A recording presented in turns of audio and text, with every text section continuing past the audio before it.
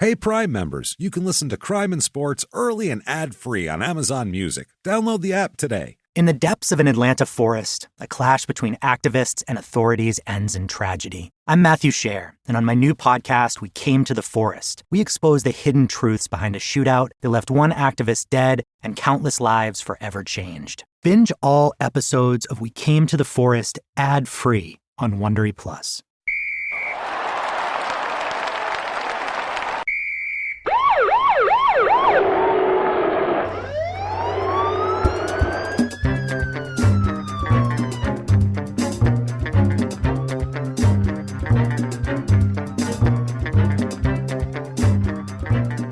Hello and welcome to Crime and Sports. Yay! Oh, yay indeed, yay indeed. My name is James Petrogallo. I'm here with my co-host. I'm Jimmy Westman. Thank you, folks, so much for joining us again on another wild, twisty, turny, crazy, action-packed edition of Crime and Sports. Yes. As always, it's going to be a wild one, as usual. We're into the brain damage sports again today, so you know that's always going to be fun and crazy.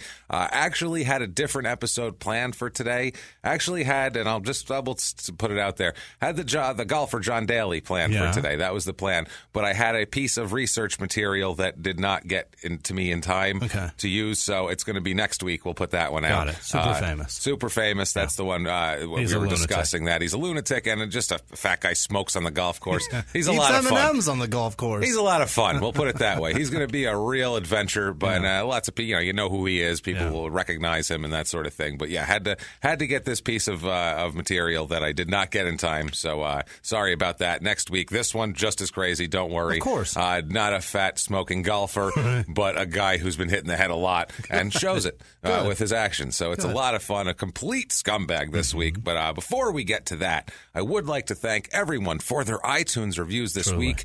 Honestly, guys, you guys are killing it with that, and that is the coal that keeps the engine moving along and going forward. It's chugging. Yeah. It's not our fault. It's iTunes and their funky algorithm. We have nothing to do with it, but they require these iTunes reviews to help you move up the charts. So please, if you've not done it yet, please get on iTunes. Give us 5 stars. Doesn't matter what you say. Say you're following instructions, following directions.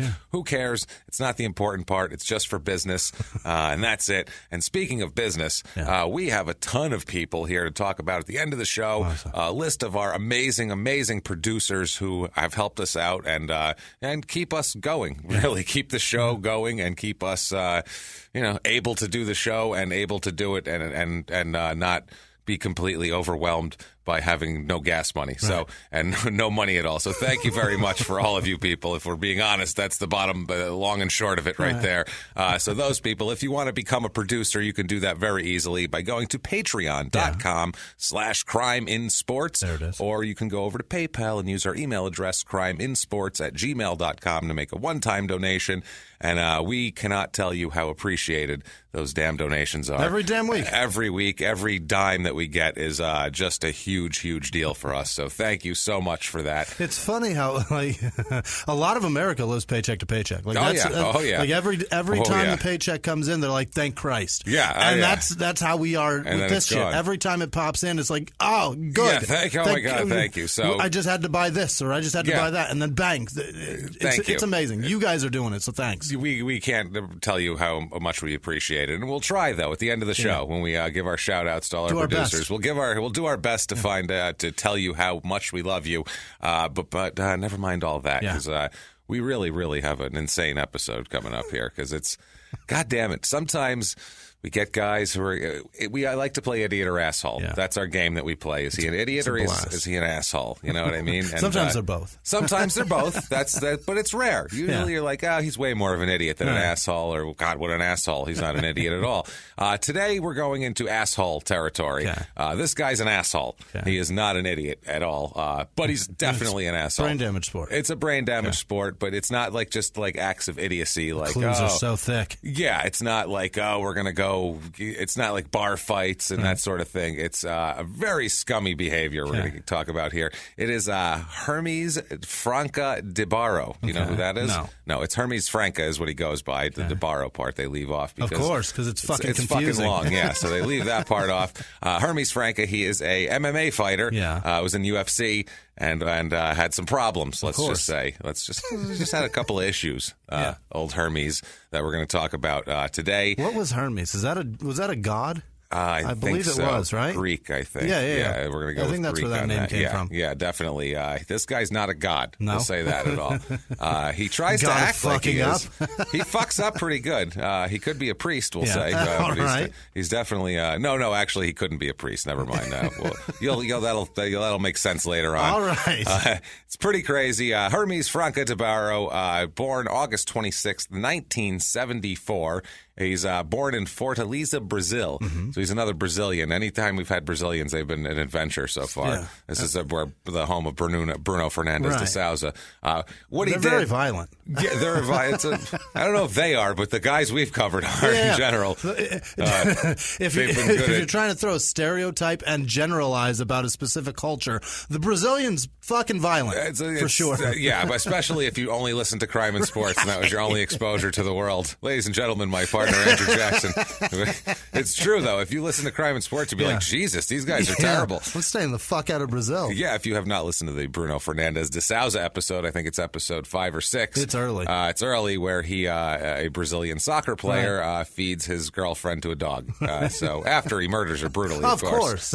Then she's fed to a dog. That's where the violence comes in. That's where and that's like the third thing he did to her, by the way. There's black market abortion, drugs being forced at gunpoint. Tons of beating. It's a really, really interesting episode. But he's another one. Asshole, I would say. And another one that you wish that you would have covered later when we figured out how to do this shit. That's right. Your storytelling at the beginning of this was fucking great. But no, we've expanded it. Right. You found more things. Well, before it used resources. To be like, let's try to do this in under an hour. That was like our goal. Let's try to get this in for like a lunchtime thing. And now it's like, we're just, they can come back to it later on and whatever. We're going to dig up somebody's asshole as far as we can, basically, now. Whereas before, I'd be like, okay, that's not as important or that's not as interesting. And there was shit that was interesting that we would leave behind just based on time constraints. So, yeah, we're talking about that, redoing some old episodes as bonuses or something with... So, because like Ray Carruth is 40 minutes long. How did we do that in 40 minutes? Yeah, we could very easily get 2.5 hours out of Ray Carruth. NBC did a 48 hours on that shit in 40 minutes also. Yeah, that's what I mean. We could have done way better. Ours was still better than theirs, but still, it doesn't matter. And that was the first episode. But anyway, he's born August 26th, 1974, Fortaleza, Brazil, like we said. This town is it's like the northeast coast in Brazil. Okay. And Brazil juts out into the northeast. It's kind of on that north coast there, is the best way to put it. Is that the Atlantic Ocean? It's over there. Does it go all the way down? I don't think. I think so. I don't. Yeah, like the Pacific. Yeah, I think. Does the Pacific go all the way down there too? Yeah, there's also the Indian Ocean that's over in that area. All right, but then there's where do they mix? There's an estuary there somewhere where because then there's the South Pacific. Right. I think the Pacific is the dominant ocean. We'll say, and then there's the Arctic Ocean too up there. So that's going to mix with other oceans as well. It's cold as fuck. I'm assuming so. So when you mix all this shit together, you got a lot of oceans. So it extends over to to the ocean over I'm going to say that side. Yes. Okay. I'm going to say, because there's no like South American Ocean I'm aware of that I know of, or like its Indian equivalent. Is it the Brazilian Ocean? I don't think it's the Brazilian Ocean. It's waxed and all that shit. I was going to say it's the G-string ocean, right. They call it. It's got a clean giner. That's what it's got. What it is. And a huge ass. Right. Our ocean's got the biggest ass in town. This whole fucking continent, nobody's got ocean like our ocean. Look at the ass on our ocean. Look at it. It shakes. It's a fucking ocean, I understand, but it's still got an ass if you look at it the right way. If you look at it the right way. Right. It's got a big ass and it's just fucking bald as a schoolgirl. You know what I mean? People are leaving Brazil going, I don't think I want to go to Brazil. Yeah. This is disgusting. Did you hear what he said about the ocean? Did you hear what he said? It's bald. I don't think that's good at all. This place is gross. We're going to get arrested. I thought it was dirty when we put, I put my stuff down at the hotel. I was like, I'm going to put it on the dresser. I'm not going to put it on the floor there. And now I'm like, yeah, I'm glad I did that because this is gross. Right. That man is disgusting. He was, this city here is about 4 million people. Okay. So it's kind of a big city. I'm sure it's not the greatest place in the world. Mm-hmm. If we're talking about 4 million people in Brazil, where MMA fighters are from, it's not going to be great. We'll put it that way. His father, there's not a ton known about his very early life because, I don't know, he's from Brazil. Right. And I don't think they kept as good a track. And this guy's such a scumbag. I don't think they keep good track now. That's what I mean. Can imagine. And this guy's like Bruno de Souza. We had a lot on him because his crime was so crazy with the dog eating, dog eating the girlfriend and all that people were just like, we have to figure out who the fuck this guy is. And I remember ESPN did like a short 30 for 30 type thing, a 15-minute short where the guy went to fucking Brazil and he's walking around the property that they killed her at and all this type of shit. This guy doesn't get that kind of coverage. So just like, fuck you, scumbag. Like, it's that sort of thing with him. We don't care how it happened. You're just a scumbag. They just know the fact. And they like, just know he's a piece us. of shit. Right. So, yeah, nobody really delved that far into it. His father dies at the age of 14. We know that. So that's never terrific for anybody, really. No. Whether it's death or divorce and he doesn't come back. Either 14 years old is a tough time to be losing your dad. Death especially, though, will, I would assume, harden you to the world a little bit. Guarantee he's not coming back. Yeah, he's definitely not coming back. He didn't just leave for a pack of cigarettes and not come back, and you're like, he might come back with a carton. We don't know. Every year you buy him a Christmas gift just in case. You don't know. There's got just a stack of ties over there. But no, not like that at all. This is, you're sure, he's fucking gone now. Don't wrap that one up. I'm going to go ahead and try to tie these myself. I'm going to practice because I don't think Dad's going to have any use for them. So he played soccer as a child. As a small child, of course, which is normal. That's what you do in Brazil. That's what you do in Brazil. If you asked me, what do you do in Brazil? I would say go to beach and kick a ball. That's it. Kick a ball and rip all the hair out of your nether regions as quickly as possible. That would be the other thing to do. One of those and three your backside. And look at the ocean butt. Down. Yeah. Look at the ass on that ocean. That guy. Don't touch it. He was fucking disgusting, but he had a point. I'll be honest with you. He had a fucking point, and you are pretty bald. That's all I'm saying. So, It's confusing. It's confusing is all I'm getting at. Maybe the guy was confused. I'm just saying. He might not have been a bad guy. That's all I mean. So, he played soccer as a child. He was not introduced to MMA, or to jiu-jitsu, really, is what he's into. That's his discipline, sure. Brazilian jiu-jitsu. He wasn't introduced to that until about 1994, which is about 20 years old. Yeah. So a lot of these guys are younger. They're younger when they get into it. They'll come in with their friend when they're 16 or 15 or something like that. But for him, it's 1994. He's 20 years old. Friends of his go to a local school. He tags along. It's how many times has this happened? Yeah. Where boxing too, it's like, well, his friend boxed and he tagged along, and then he was, kicked the shit out of his friend, and they were like, all right, well, your friend's worthless, but you're okay. Right. We could make a dime off of you, kid. So. That sort of thing here. So he took to it, though. He loved it. He ends up training in Brazilian jiu-jitsu for the next 6 years. He's very much into it. Obviously, they say it's these belts are very fleeting and shifting, and they argue there's so much infighting in this community about, well, he says he's a black belt, but he's not a real black belt, and he's that's the place he trained wasn't as good as this place, right. So he doesn't deserve to say this, and then the other guys will. It's fucking ridiculous. Yet they claim their sport is superior to boxing. That's what I mean. You're arguing over which fucking rank and belt you are. Can you punch him in the face harder than he can punch you in the face? Faster? His fucking belt is better then. That's it. I don't care what color your belts are. That's the problem. So sorry, MMA. That's one of the things where it's like you're cannibalizing your own shit there when you're talking about that. The word undisputed is so fucking imperative. That's imperative. And you can't say that in this fucking sport. It's hard. Because there's too much disputing. There's a lot of later on, there's a thing where there's a guy who, one of the fighters, a bunch of people are in the school that... Wherever the place that Hermes trained, a bunch of people from their school were saying that some other guy from some other school isn't a real black belt and he doesn't deserve it, and they talked a bunch of shit about him. So then Hermes gave the guy his black belt as a thing, saying he does deserve it. All this, it's so symbolic, so ridiculous. And then they all took a picture outside of the place, giving the finger to their own. It's ridiculous. This is all over what belt you are. This could all be settled quickly and easily, right there. Fight. You don't even need a ring. Just that. There's an open space on the floor. Right. Go jostle each other around. Whoever ends up teabagging the other one more wins. I don't fucking know the rules, but yeah, that's how it works. God damn it. So no. Apparently, the belt's very important here. It's integral to the fucking to nothing. It's so dumb.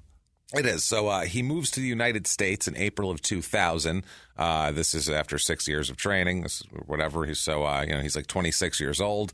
I guess when he first moved here, he had to work regular jobs a lot. I think it was some sort of work visa thing, too. I'm familiar. Yeah. So he's from Brazil. It's very similar to podcasting. Yeah, no shit. Just to work for free for a while and then work it up and build it. And then podcasting and comedy are just like MMA, minus the getting nuts in your face. But that it does happen. It is. And speaking of that, I have to say one thing here that's interesting to me. And some people might not give a fuck about this, but the comedian friends of ours, they talk to us a lot where they'll just be like, hey, congrats. Looks like it's going well. Do you want to do my open mic? And they're like, no, I don't want to do your thank you. But no, thank you.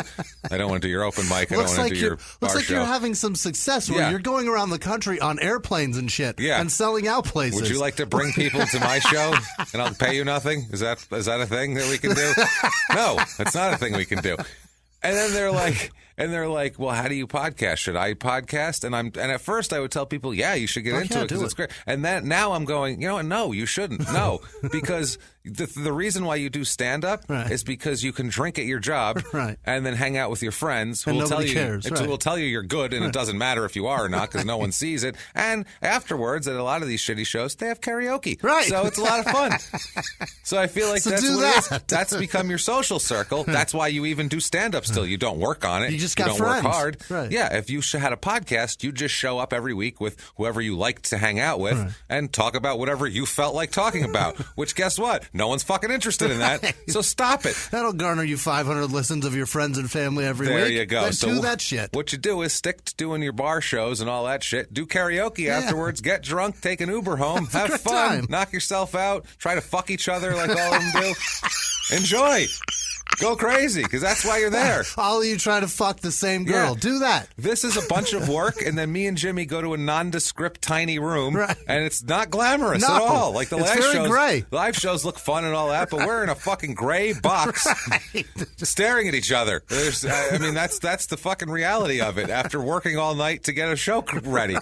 It's not fun. There's 40 hours of work involved in sitting in a gray room. And then that's what it is. So, the only color in this entire room is the red light that says your mic is hot. That's it. Everything else is gray as shit. It really is. This is the grayest fucking room. Depressing as fuck. It is, and we're going to be building a new studio soon. Yes. By the way, we'll have all of our cool shit that you send us up on the walls. Oh, that's the best. We're very excited. We can't wait. So these guys. So he's doing his open mics, trying to grinding it out. Fucking just being himself, James. I'm just trying to find my voice. He's trying to find his voice right now. Is what he's doing. He's going around. He's like mopping floors. Hermes. He's like, just trying to find my voice. I don't know if this mop is my voice right now. I want to see what's going on here. Right.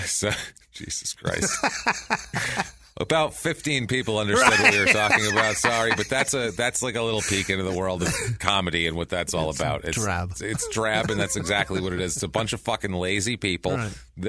I'm sorry. Most comedians are lazy as shit. It's their last-ditch effort to make something of themselves, of anything in their life. And it's very easy to fall into just hanging out with your friends and not caring if you go further because it looks like, we're not going anywhere anyway, so who cares? It's whatever. Doing it's a lot of coke off of a barfly's chest. There you go. Waking up and going, my girlfriend's going to be mad about this. Exactly. That happens a lot to these people. It's very common. More common than you would imagine. Even for comedians who have no following or anything like that. It's just their life. It's very strange. They'd be doing that anyway, but instead they do. Now they instead they tell jokes that they before karaoke. Otherwise, it would just be karaoke. So reading tweets. Yeah, that's it right there. My Christ. So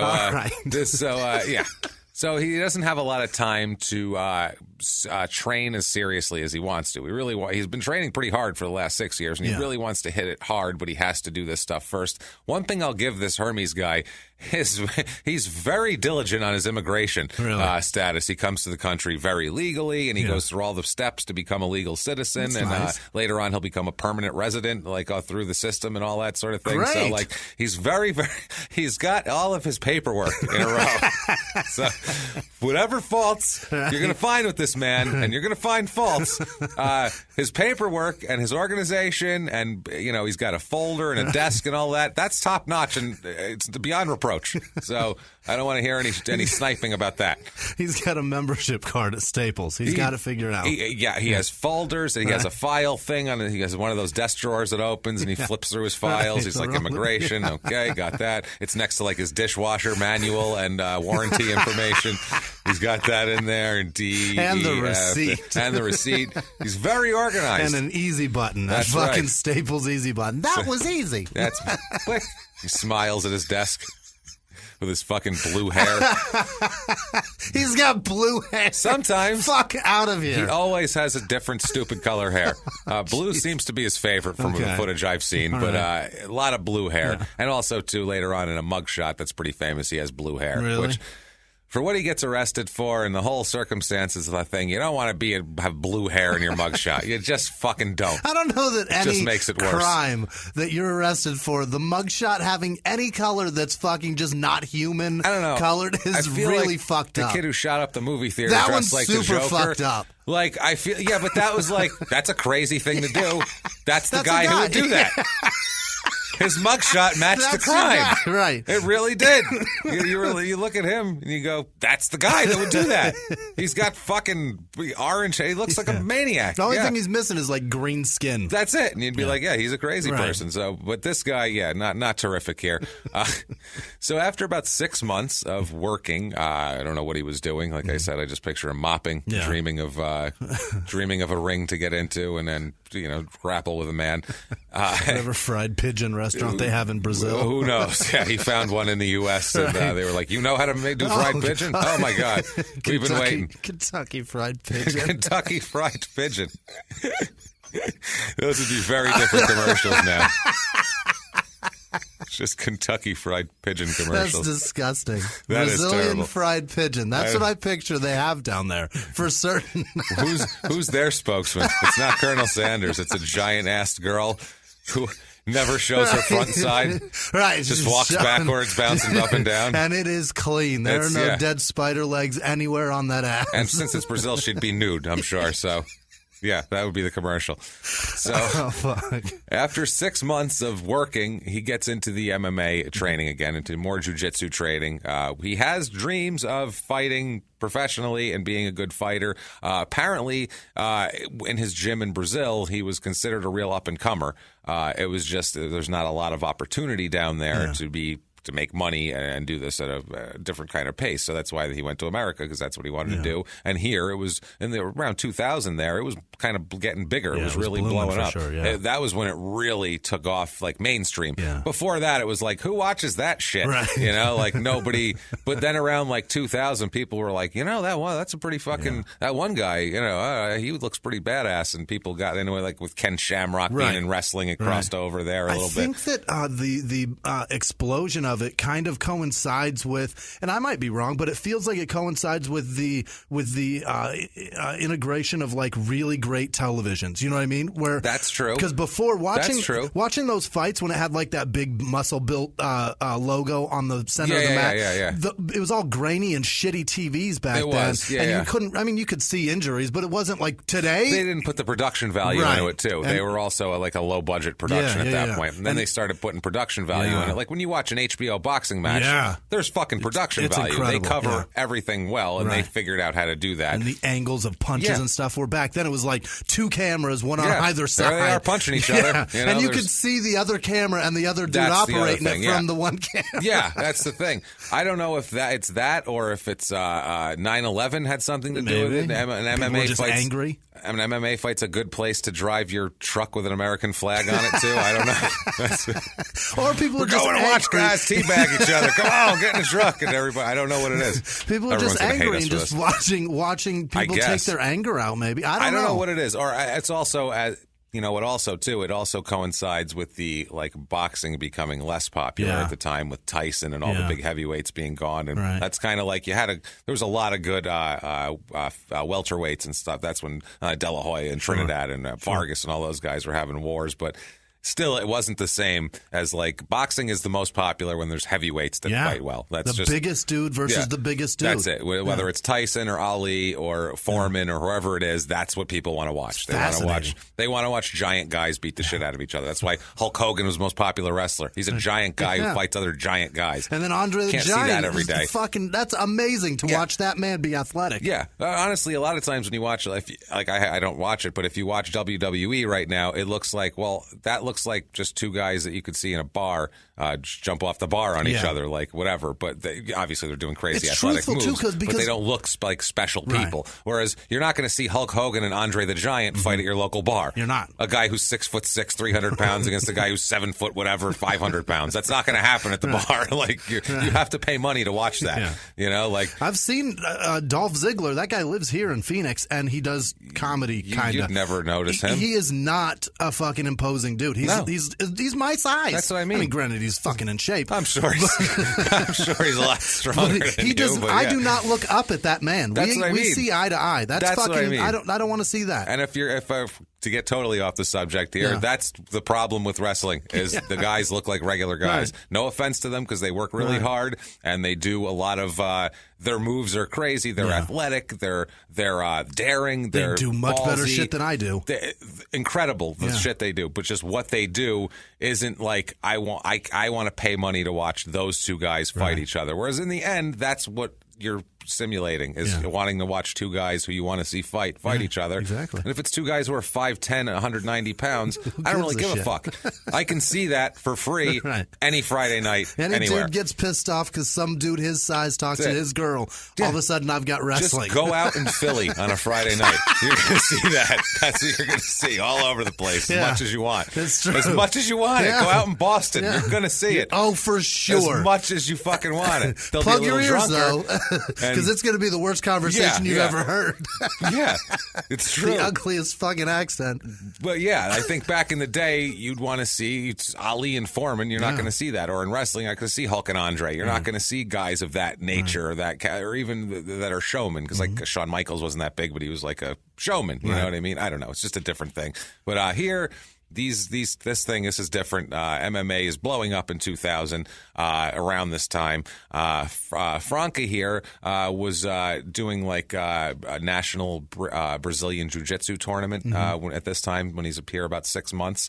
Some sort of amateur tournament he's doing here, and a guy in Boca Raton who's a MMA teacher noticed him there, and he offered to train him for free. Okay, which is very creepy. If anybody offers to grapple with you for free, don't do it. Just don't do it. Yeah, this guy said, I like the way you do that. I will cover your training expenses. I'll feed you, I'll house you, everything. So that's when do you touch my dick? Yeah. At what point are you putting something in that food you're giving me, and I'm going to get my dick touched?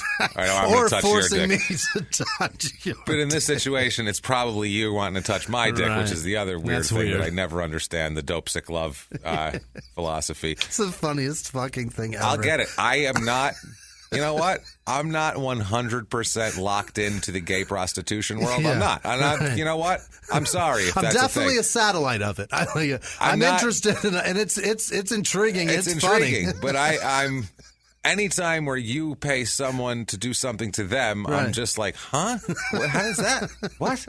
But what?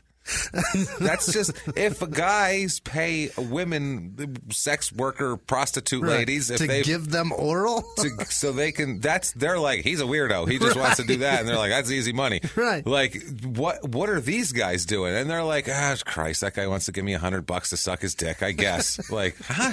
What is kind of fucking what kind of economy is happening here in these streets right now?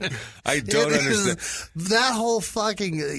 You give me money and I get a blowjob from the same sex. I don't understand bizarre. that. It's super bizarre. And like I said, that I don't get it because that's not me, so I don't understand that, and that might be perfectly reasonable. I'm sure it is. But to me, I'm just scratching my head going, this is very odd. Next thing you know, you're the best, Al. And it's very strange. That's from Dope Sick Love. It certainly feels like you could probably offer somebody that for free. Yeah. And they would take it. Yeah. Yet somebody's out there throwing money away to somebody that gets that all the time. It makes no sense. That's terrifying. It's so strange. It's the strangest economic setup ever. Paying money to go down on a prostitute things. Is scary to me. Well, I get other things. Like, I get someone has food, you give them money, and then they feed. Like, I get that. That makes sense to me. I pay rent, and then I stay in a house. That makes sense to me. But this, I don't understand the transaction at all. How are you getting anything out of that? So I go down, I go out, I sit down. Jesus, that was scary for a second. Sorry. So I'm going down on this guy. I'm giving him $50. So I go out to a restaurant, I sit down, I order a meal, they bring it to me, I eat it, I say thank you very much, and then they bring me a check with money on it. Right. And then not for me to pay, they just give me money. They say thank you very much, and I leave. Thanks for being here, sir. And I'm full and have money in my pocket. I will see you at lunch. That is a strange transaction. Yeah. I could see how that could be. You could get locked into that lifestyle. I guess I would for sure pay my rent that way. That's very strange, but then you have to. So the whole thing's insane. So anyway, this pervert is offering to cover his expenses. This obvious pervert. Franca, though, undeterred by this man's clear and present danger, and clearly wanting to do things to his penis, he accepts the offer. Yeah. And for 4 years, he trains as a full-time in Brazilian Jiu-Jitsu at the Silveira Brothers Brazilian Jiu-Jitsu Academy in Boca Raton. Okay. So now think about this, though. He's 30. Now, like he's almost 30. He trains there into when he's fighting professionally too, because they have him for about a year, and then he has his first professional fight. Okay. So he's training in this gym for about a year. He'll stay at this gym for about another 3 years after he starts training. His first fight is on November 17th, 2001. It is the Hook and Shoot Kings 1 show. All right. Okay. This Hook and Shoot. It's in Evansville, Indiana. So that's probably why you've never heard of it before. Yeah. It's a small outfit out of, a small town in Indiana. Yeah. So it's not exactly Vegas. Right. This isn't exactly UFC. But it's very a start. Few lights. This is the open mic. There's karaoke afterwards. We'll put it that way. Afterwards, if you can, if you're not slurring your words too badly after getting your head pummeled, you can do some karaoke. You can get up there and with whoever you fought, you two can sing Summer Love together. So it's very nice. It's a cute thing they have. He fights Mike Thomas Brown in his first fight, who is a linker. He fights a fucking linker. Number one. And his first fight is against a linker. He's a 26-9 career fighter. Holy shit. That's great. That's so usually they're 15 fights before they hit a linker. This guy, number one, Hermes wins in round one against a guy with a 26-9 record. So clearly, he's been training well. It's 2 minutes and 21 seconds in round one. He wins by submission with a triangle choke. Quick. So, clearly not bad. Yeah. So he's been, I don't know, whatever this Boca's fixing it, This pervert, whoever, has been training him well. He's 1-0. March 9th, 2002. So he waits a few months in between fights, which is good. He's not banging them out. Wait till you see later. He has like a 1 month where you're like, good Lord, man, just don't do that. Yeah. March 9th, 2002, it's Hook and Shoot Overdrive. Oh. So this is the second one. This is the second one. The first one was, Kings 1, and this is Overdrive. Yeah. Instead of doing Kings 2, maybe. Kicking or Kings 5 gear. by then. Yeah, well, we got to kick it up a notch into Overdrive. Fuck these King pussies. This is again in Evansville, so this is their hometown of this organization, clearly. He fights Mike Willis, which is Willus. Willis. He's a non-linker. Mike number 2, though. Mike number 2. He's fighting a bunch of white guys named Mike to start out. It's hilarious. He's got his open mic. He's fighting Mikes. He's fighting Mikes. He is, just like we all did. Mike and Mike. Let's fighting go. The Mikes. Mike number 2. I feel like there's just a lot of guys from Indiana named Mike that are probably fighting. Just a lot of white dudes named Mike. I do roofing, and then on the weekends I do this. There's 2 names in Evansville. There's Evan, of course, and Mike. And then there's Mike. This is Evan and Mike, and that's everybody else. Don't worry about it. Just It's 50-50 when you meet somebody. Just you pick one. When the Mikes are majority, it'll be Mikestown. It's going to be Mike's. Like, we're working on it. Don't worry about that right now. I'm trying to impregnate every woman I can to get this done. All right. So he's fighting Mike Willis. He's a 6-5 career fighter and a non-linker. Hermes wins again in round 1 at 4 minutes with a triangle choke submission. Yeah. So he's 2-0. So he's fighting bums. And the first guy wasn't a bum. He was a linker and had 26 career wins. Sure. But now he fights a bum. May 11th, 2002, which is 2 months later. So now it's starting to get a little closer together. Sure. He fights in World Extreme Fighting 12, WEF 12. It's in Steubenville, Indiana. So I think that's worse than Evansville if we're ranking. So you're going down, sir. I don't know. But he was invited to another Mike. So. He's invited to go fight another Mike, and this guy's name is Don Caker. So it's not even a Mike. This poor guy. Don Caker's a 7-1 career fighter, which is not bad. 7-1. This is the one, unfortunately for him. It's a round 2. He makes it to the second round with Hermes anyway. It's a triangle choke submission at 2 minutes of round 2. So not bad so far. He's 3 fights. He's got 3 submissions. This is working for him. I mean, 2 of them are fucking nobodies, but still. Hey, everybody, just going to take a quick break from the show to tell you a little more about the #1 fresh ingredient and recipe delivery service in the country, Blue Apron. BlueApron.com. Oh, it's so delicious, and it comes right to your door every week in a big, beautiful box of goodness. So much fun. So much fun, so much fantastic stuff. Different plans, 2-person meal plan, family meal plans, a wine plan. You can't beat it. There's amazing, delicious meals, too. Things like, you're not just going to have a burger for dinner. It's not going to be something like that, but it'll be something like a short rib burger with a hoppy cheddar sauce on a pretzel bun. Things like that. You're preparing seared steaks and thyme pan sauce with mashed potatoes, green beans, and crispy shallots, all in under 45 minutes without a trip to the grocery store. What's better? Not having to search for that pesky spice, that expensive ingredient where you're like, that's like $8 and I'm never going to use it again. It comes in exactly pre-measured what you need for this recipe with Blue Apron. It is so fantastic. You really need to do it today. It's delicious. They have a team of professional chefs that put so much care and thought into creating these recipes every week. Different recipes. So fantastic. So check out this week's menu and get your first 3 meals free by going to blueapron.com/crime. That's blueapron.com/crime. Your first 3 meals free. Blue Apron, a better way to cook. Blueapron.com/crime. Go now. Get it. And now back to the show. May 25th, 2002. That's 2 weeks later. Oh, my God. So, yeah, he fought a round and a half, and now he's fighting again 2 weeks later, May 25th, 2002. Hook and shoot relentless now. They are relentless. They went into overdrive, and they're like, we're already in overdrive, so we can't be like even harder, even more overdrive. Like, that's not going to overdrive, isn't going to thing. So we need to, we're relentless now. We're going to keep it in overdrive. Just pin to the next one is going to be pedal to the metal. Hook and shoot 4-wheel drive? I mean... Hook and shoot can't stop, won't stop. Right. It's going to be. Hook and shoot really should have just waited until Fast and Furious came out. No, yeah, they could have helped them a lot. All the different times. Hook and shoot, I love it when you call me Big Papa. Right. Just digging into their asses. Who knows? Makes no sense even, but who cares? Hook and shoot fucking Tokyo Drift. They could have gone so much further. And this would have been perfect for that, actually. This could have been Hook and Shoot Tokyo Drift would have been a better title than Relentless. It's in Evansville again. He fights Yohei Suzuki, a Japanese man. Yeah. So this would have been perfect for that. Damn it, Jimmy, your timing is fucking impeccable.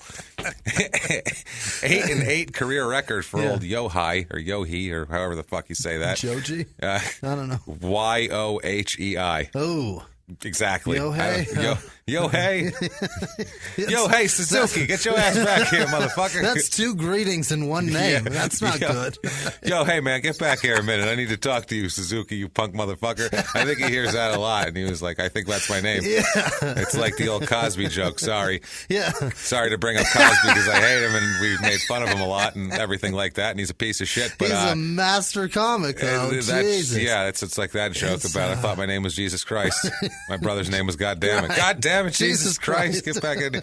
So that's an old joke and a very funny one. Is that the only time he ever swore in his stand-up? I think it was. Do you call Jesus Christ a swear? It's probably it's his dad, Kurt. Yeah, but he's quoting another guy. So then, it's God not. damn it, that's swearing too. That's his probably dad. the only times he ever did it. Yeah, and he had to do it in the voice of somebody else. He couldn't even do it in himself, you pussy motherfucker.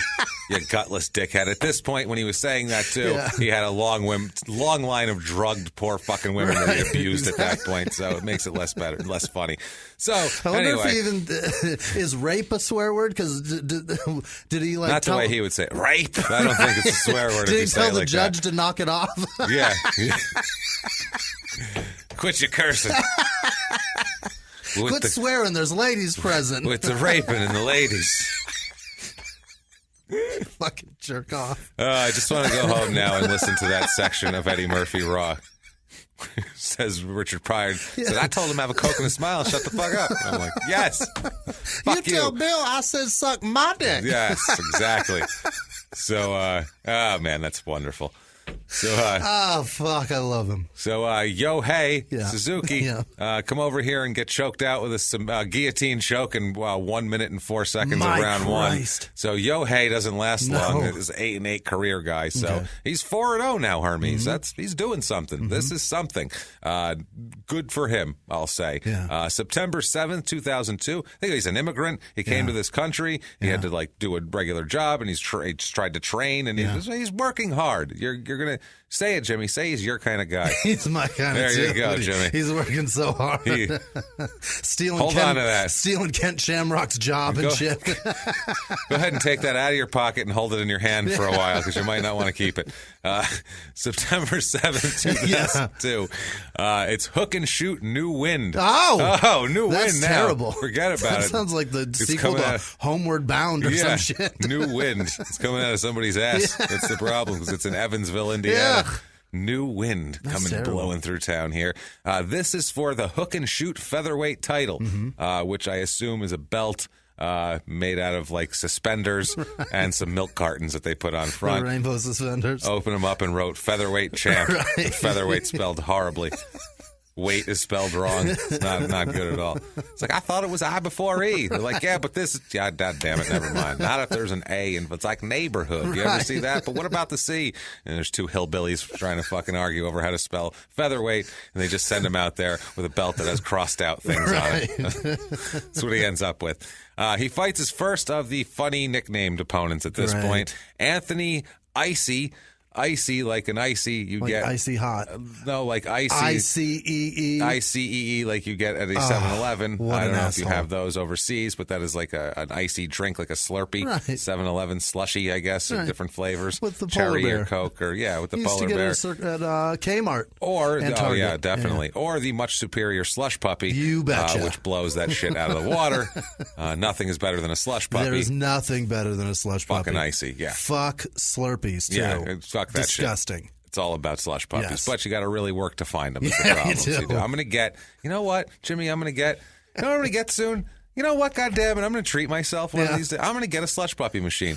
Make it you too. can get them. Fucking, I'm going to make an Amazon wish list, and I will order put a slush puppy machine times 2. You can order all the shit from slush puppy, the different flavors and the bags of pellet things you have to put in. I'm getting a fucking slush puppy.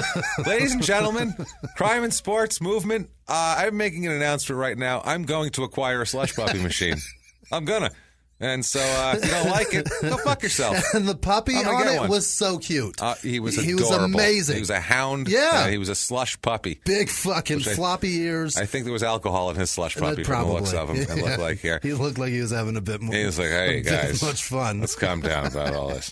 So he fights Anthony Icy Hamlet is his name. He's an 8-14 career fighter. Yeah, that's not good. That's not great. He lost his last 8 of 9 fights that he fought. What then he was like, you know what? I'm going to stop now. Hermes wins by TKO with punches in the first round. Ouch. Pretty quickly. This guy doesn't last long. Hermes is now 5-0. December 13th, 2002. So he crammed a good amount of fights into 2002. Yeah. He got on the record here. It's 5 fights in that year. It's not bad.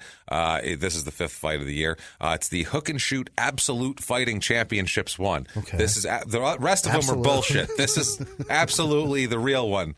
Everybody else. It's called Absolute We're One? sorry. Absolute Fighting Championships One. All right. Damn it. Is there an E on the end of Absolute? Yes, or is it like no, it's not sponsored no, it's not sponsored by the alcohol. But vodka. Actual Absolute clear, and this is no fucking, I don't want to hear another word about it.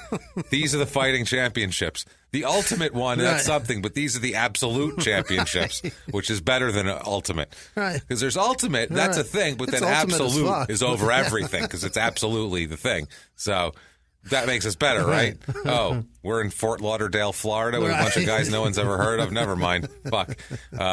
We're with Hermes Franca fighting Ryan Diaz, who's a 13-14 career fighter, which is aggressively mediocre. Yeah. That's really, really mediocre. Hermes wins in round 1 again at 4 minutes, 23 seconds with a guillotine choke again. So that's his go-to move at this point.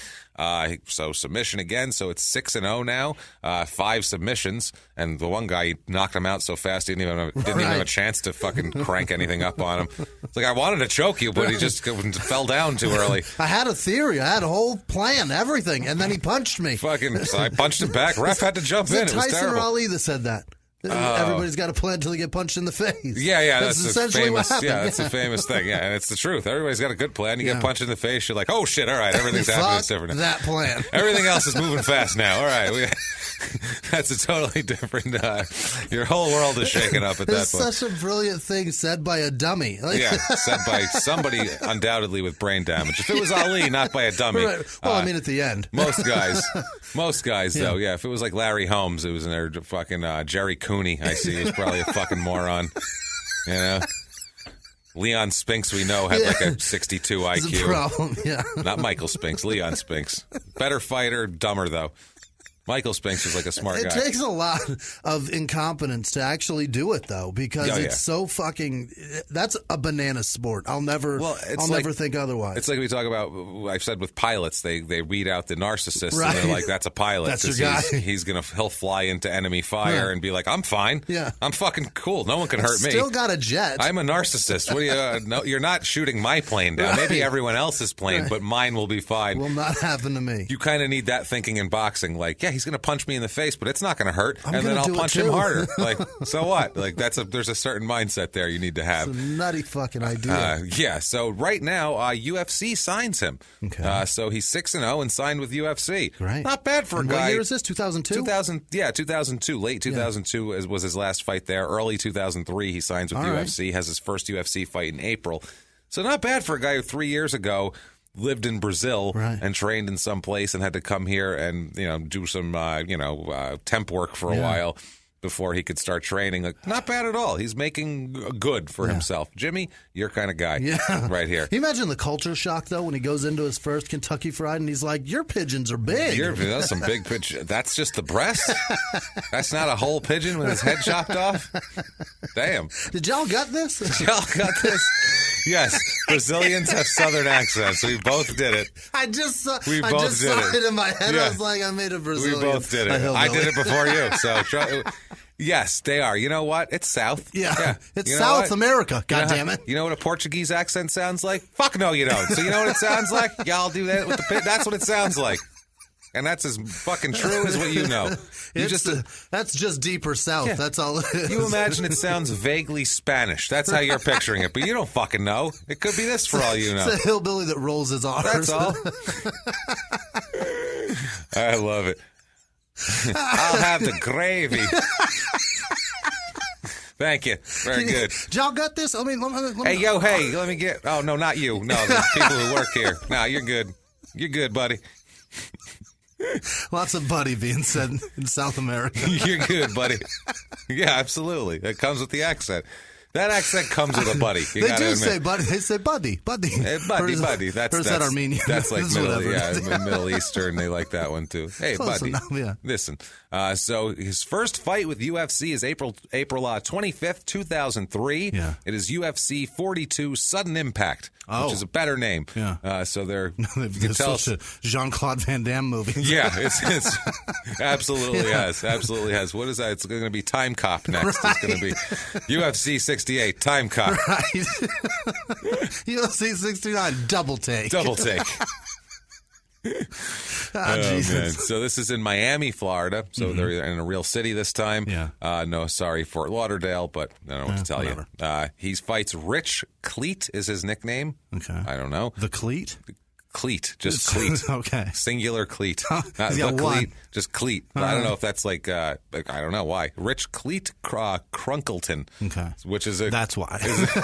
His last name is Crunkleton. That's brutal. Which sounds like a made up name from like a turn of, that's like a Dickens name. Like, this is Mr. Crunkleton. He owns this factory down the street. Right. He hangs out with Scrooge. He just sounds to me like a dude that runs like a scrap metal yard, like Crunkleton. And he picked it because everything was all crunkled up. Yeah. And his first name's Rich, so his name's Dick Crunkleton, which is probably the worst name ever. I'd go by Cleat, too. Just call me Cleat. What's your name? Dick Crunkleton. So Cleat, we're going to go with. So Cleat's okay? Right. You know what? I think it is. Right. I'm going to go with Cleat. This fight goes all 3 rounds. So first time now he's had a challenge, actually, in the UFC. You're going to get a better guy. Crunkleton is 19-4 career. Jesus. So not terrible. Hermes wins a unanimous decision here, though. He does dominate the fight. This makes him 7-0. And later on in an interview, he's asked what in his entire career, what's your favorite moment? And he recalls this here. And when I crunkled up Crunkleton. Crunkleton didn't know it hit you. He says, we'll do an in their own words here to explain what his favorite moment of his career was. Right. He says, in their own words, quote, I remember one day I was driving and I got a call from a friend who was also like my manager back in the day. I assume maybe that's the guy who was training him. I don't know. I was driving back home when he called and asked, what are you doing? I told him driving. He said, stop the car. I said, what's going on? He said, I have something to tell you and I don't want you to crash the car. Now I'm scared. He asked, did you stop the car? I said, yes. He said, the UFC is looking for you. So that was the most exciting moment of his career, which sounds like they're looking like they're going to kick your ass. Yeah. Anytime you hear this person's looking for you, you're like, oh shit, what did I do to them? So the UFCs know all of them. Everybody's really pissed. It's every guy they have. Not even in your weight class, dude. Heavyweights are mad at you. They're going to fuck you up. Sorry, bro. They're really all bad. looking for you. Yeah, they're all looking for you, man. It's all of them, bro. You're now Conor McGregor. Sorry. They're all looking for him. Even for Joe sure Rogan's looking for you. He even wants to fight you. It's super strange. The announcers and everything. Yeah, he's going to have you on his podcast and kick your ass afterwards. That's what he said. I'm not sure. Michael Buffer's little brother, everybody. He's going to fuck you up. He's going to hit you with the microphone. He's all about it. All the buffers. He said, it was great, and he said the guy was right. If he was driving, he would have crashed his car. He said he couldn't believe it was happening. He said he was so excited he wanted to cry. He said one of his best moments was winning the first fight against Dick Crunk. What a silly fucking thing to say you would crash your car. Is there anything that would make you crash your car? No, not Nothing. like that. Well, I think that's the equivalent of like if you're like a middling comedian and they were like, HBO wants to give you a special. You know what I mean? I'm not crashing my car for that. Not even. I'd be like, why? For what? I'm going to do that? No. Fuck them. What do they? No. I would find a way to make that a bad thing that I don't need to do or don't want to do. That's how weird this is. This is the weird thing. Comedy brings out either the lazy in you or your work ethic in you. It really does, because some people, it makes them completely lazy, as we explained earlier. And then some people, like me, who don't want to do anything else and have never had a fucking interest and are lazy in other things. I don't want to come to this gray box that I have to come to twice a week. I don't want to come here. I'm like, it's like 18 minutes from my house. It's a pain in the ass. That's how bad it is. But this, like, I could throw myself into and whatever. I think it's that sort of thing here. I don't have any news about podcasting that would make me fucking crash my car. None. No, nothing. None. No. I wouldn't believe anything. Right. If anything good, I'd be like, get the fuck out of here. Yeah, I'm not going to see that. Stop fucking with me and hang up the phone on. Yeah, shut up, Max. I'm driving, Max. Yeah, exactly. Actually, it'd be Sarah telling me, I'd be like, Max is full of shit. Tell Max he's full of shit. So anyway, another little insight into our insane life here. So anyway, he said it was one of his best moments was beating Crunkleton. He said his second fight also is amazing, as we'll talk to. He said he came to America with $300 in his pocket. And here he was in his next fight, as we're going to talk about. It's September 26, 2003. $300 and all his paperwork. And all his paperwork. He had a lot of paperwork. The money he had in folders, really. He could have went another couple months in this country just living off his folder money if he hocked them. So He said, and there he was in Vegas for the first time, and it was first time fighting in Vegas. He was so happy, and he said the guy he's fighting here, who's Cole Uno, had just done a 5-round fight with BJ Penn. So he said he was really nervous going into this fight, thinking, quote, holy crap. Yeah. That's his only thought on the whole matter. I would think that, too. Holy crap. BJ Penn's one of the best that ever happened. He was very, very good. He was good. So he's fighting Uno here. He's a 33-19 fighter, so he is a good fighter. This is UFC 44, undisputed. They're trying to, I guess, go over the heads of that belt problem they're having there, and it's undisputed now. This is in Vegas, like we said. Hermes ends up winning this fight in the second round at 246 with a knockout from a punch. Wow, he beat Uno. He beat Uno with a knockout. Right. So probably not what Uno was expecting from him, I don't think, either, because he's a grappler. He's a jiu-jitsu guy. 8-0 now this brings him to. So he's looking like a serious contender here. Yeah. This isn't bad. And he's pretty goddamn good. January 31st, 2004, it's UFC 46 Supernatural. Now they're getting a little weird. They're running out of titles now. They're like, fuck it, failed television shows. Bump them out. What do we got here? We can do this. Come on. Shit nobody believes in. Let's go. Come on, let's go. Heroes. Wait, did they cancel that yet? Yeah, good. Yeah, put it on there. It's going to be Agents of the Shield. Let's do this. Perfect. Come on. Rack them up. So this is in Las Vegas also. He fights Josh the Punk Thompson. That's his nickname that he named himself, is the Punk. He is 22-9. This guy, career coming in, the Punk. This goes all 3 rounds. Jesus. It's a unanimous decision for the Punk. So it's Hermes' first loss here. Oh, boy. Punk beats him. He brings him to 8-1. So I'm sure that was it's a humbling experience. This is his first bump in the road. Yeah. And he's in UFC, and he's fighting real guys. He's got to expect it.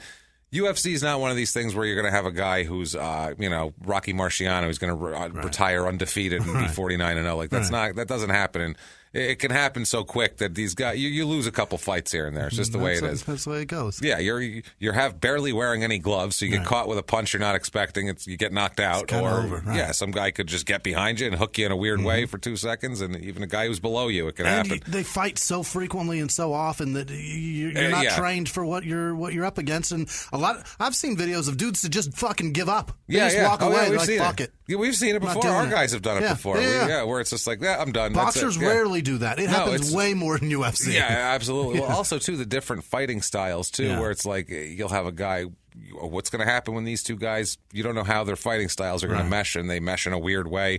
Whereas in boxing, you pretty much know, and I'm sure they spar in UFC the same way, with a guy with a similar style when they're coming into a fight, but I think it's different when it's live action. And when it's live rounds. It doesn't matter how much you spar with somebody that fights something completely different when your fight is 2 weeks later. You've got to fucking be in that ring all day, every day to know what to expect. And it doesn't matter because it's not the guy, because guys, every time somebody fought Mike Tyson, they fucking sparred with a guy who was most like Mike Tyson, brick, and it still wasn't Mike Tyson, so you weren't getting hit by Mike Tyson in the end. You just had a shorter guy who ducked in and tried to get underneath you and hit you with uppercuts and hooks. So, different thing. So April 2nd, 2004, so this is, 3 months later. Yeah. This is actually 2 months later. That's too fast. The end of January and the beginning of April. Yeah. So, and the last fight went all 3 rounds. So, I mean, you're getting hit and a lot of things happening. It's UFC 47. It's on is the name of it. So now they've run out of ice. Oh, Jesus. By 47, they ran out of gas, and they should have just started going with fucking just numbers. They're just using just failed fucking it's so bad. It's on, really? That's it's on. Well, it's after this, isn't it, where they start just going to titling it whatever the headlining match is, where it's like, it's on this guy versus this guy. It's either that or UFC 82, somebody versus somebody. They're at the point where their next one is Got UFC. It's so stupid. It's so dumb. Got a UFC mustache. So this one's in Vegas. It's on in Vegas. He fights I don't know. I never know how to say this. Okay. YVES. Nope. Ives? Yves? I think it's Ives. Whatever it is, Edwards. Which, never mind what his fucking name is, because his nickname is the best. His nickname is what we're really interested in. Look at the ceiling and go, the best. It's the best. He calls himself, quote, the Thug Jitsu Master. Thug Jitsu. Thug Jitsu. Okay. So he's a black dude. What is that? Thug Jitsu, I suppose, is when a black guy does jujitsu and wants to intimidate white guys. And when that doesn't work, he shoots Thug you? Jitsu, apparently. Yeah, I think he's missing the point of, if he's fighting by the rules of jujitsu, by don't get to be a thug. definition, he wouldn't be a thug Right. at that point. So I don't know what he's thinking. And he's a 42-22 career fighter. Wow. So he's a guy with a lot of fights. Fuck. He's not some guy he's not Icy who Right. came in, lost his last 8 of 9, gave himself a stupid nickname, and went home. Like, this guy's a serious fighter. Yeah. This fight goes the distance again. This is a split decision, which is always painful for anybody who loses a split decision. And today it's Hermes who loses the split decision. Don't let it go to the judges, Hermes. No, but You are not good at those ones. Fuck, split decision. That's brutal. So now he's 8-2 after that fight. October 15th, 2004. He is not in UFC right at this moment here. This is a Euphoria card. Okay. I don't know. Euphoria is the name of the promotion. Euphoria Road to the Titles is the name of it, that's a better title than what the other one was coming up with. We get it. It's in Atlantic City, New Jersey. That's nice. Which is not nice at all. It's a terrible, awful place to be. And so he's come a long way. Yeah. It's better than Evansville. We'll put it that way. He's fighting. It ain't Steubenville. It's not Steubenville. He's fighting Phil Johns, whose nickname is the Little Giant. He is 5'2". I think man. we've heard of him before. Phil Johns? I don't know. He's 5'2". Maybe not. The Little Giant. 5'2", 160. It's not a little giant. That's so weird. That's a 5'2", midget. 160. That's a tiny person. Yeah. 5'2", 160. And he's fighting. And he's fighting. That's Guys a that are ballsy 160. little fucker, yeah. He's a ballsy son of a bitch. That's a thick motherfucker, too. 5'2", 160 is My Christ. thick. You are fucking... That's me minus 6 inches. Yeah, that's crazy. That's a lot. Yeah, that's a thick dude, man. He's a 30-14 career record, so he's a good fighter. 30 wins in this fight in his career. Low center of gravity. Yeah, he's got to be tough to take down. I'm sure he's double legging you all the time. Yeah. So Hermes here wins by submission with a rear naked choke at 47 seconds in round 1. He said, "Get over here, you little bastard!" That would be just tough fucking, to get into. Once you get him, though. That's like giving an 8-year-old a rear naked choke. That's what I mean. Yeah, my son's bigger than that. He's 11. So it's like, yeah, that's he just 47 seconds too. That's he had to chase him around. Yeah. So come here, you little son of a bitch. He goes, "No, I don't want. And he had to go, "Nope, you get over here. I'm going to choke you." And then he choked him out really good. It's a lot of chase. It is. It's a lot of fucking chase. So he's going to have another fight coming up here at the end of October against a guy named Manny Reyes Jr., who obviously is named, and he's a complete moron, this asshole. So perfect. His nickname is the Crippler. Okay. So Manny the Crippler Jr., Reyes Jr. It's a little PC. Yeah, it's anti-PC. The Crippler. The Crippler. How about you leave the people in wheelchairs alone, sir? Chris Benoit was the Crippler, and look what happened there. So, you know what I mean? It's a bad sign. What a shit nickname. And this guy's a junior, so holy shit. Heartless fuck. Yeah, so he says that there was when he went to do this. He said, when I did go to the underground and leave some messages, they think it was funny and they love that. I don't know what that means exactly. But then he says, so this guy, Manny Reyes, was writing some trash around 2004. This is later, obviously. He was saying he was the UFC champion, and I thought, this guy is crazy. He was challenging me for some reason, and one of the promoters said, "Okay, Hermes, you want to fight?" And I said, "I don't want to fight this guy. He's nobody." This Manny Reyes Jr. He's a 7-4 career fighter, Manny Reyes Jr. And he coming into the fight, he only had 3 fights so far. He's got a mouth on him. He was 3-0, and he has a mouth on him already. So like a fucking idiot. Like a comic. Like a comic. Yeah, he's like an open mic comic. That's what I mean. He's the same guy. He's like, nah, 3 open mics. I think I should open for Burr now when he comes through town. Like, no, you shouldn't. You don't know what you're doing. So this guy he said, I don't want to fight this guy. He's nobody.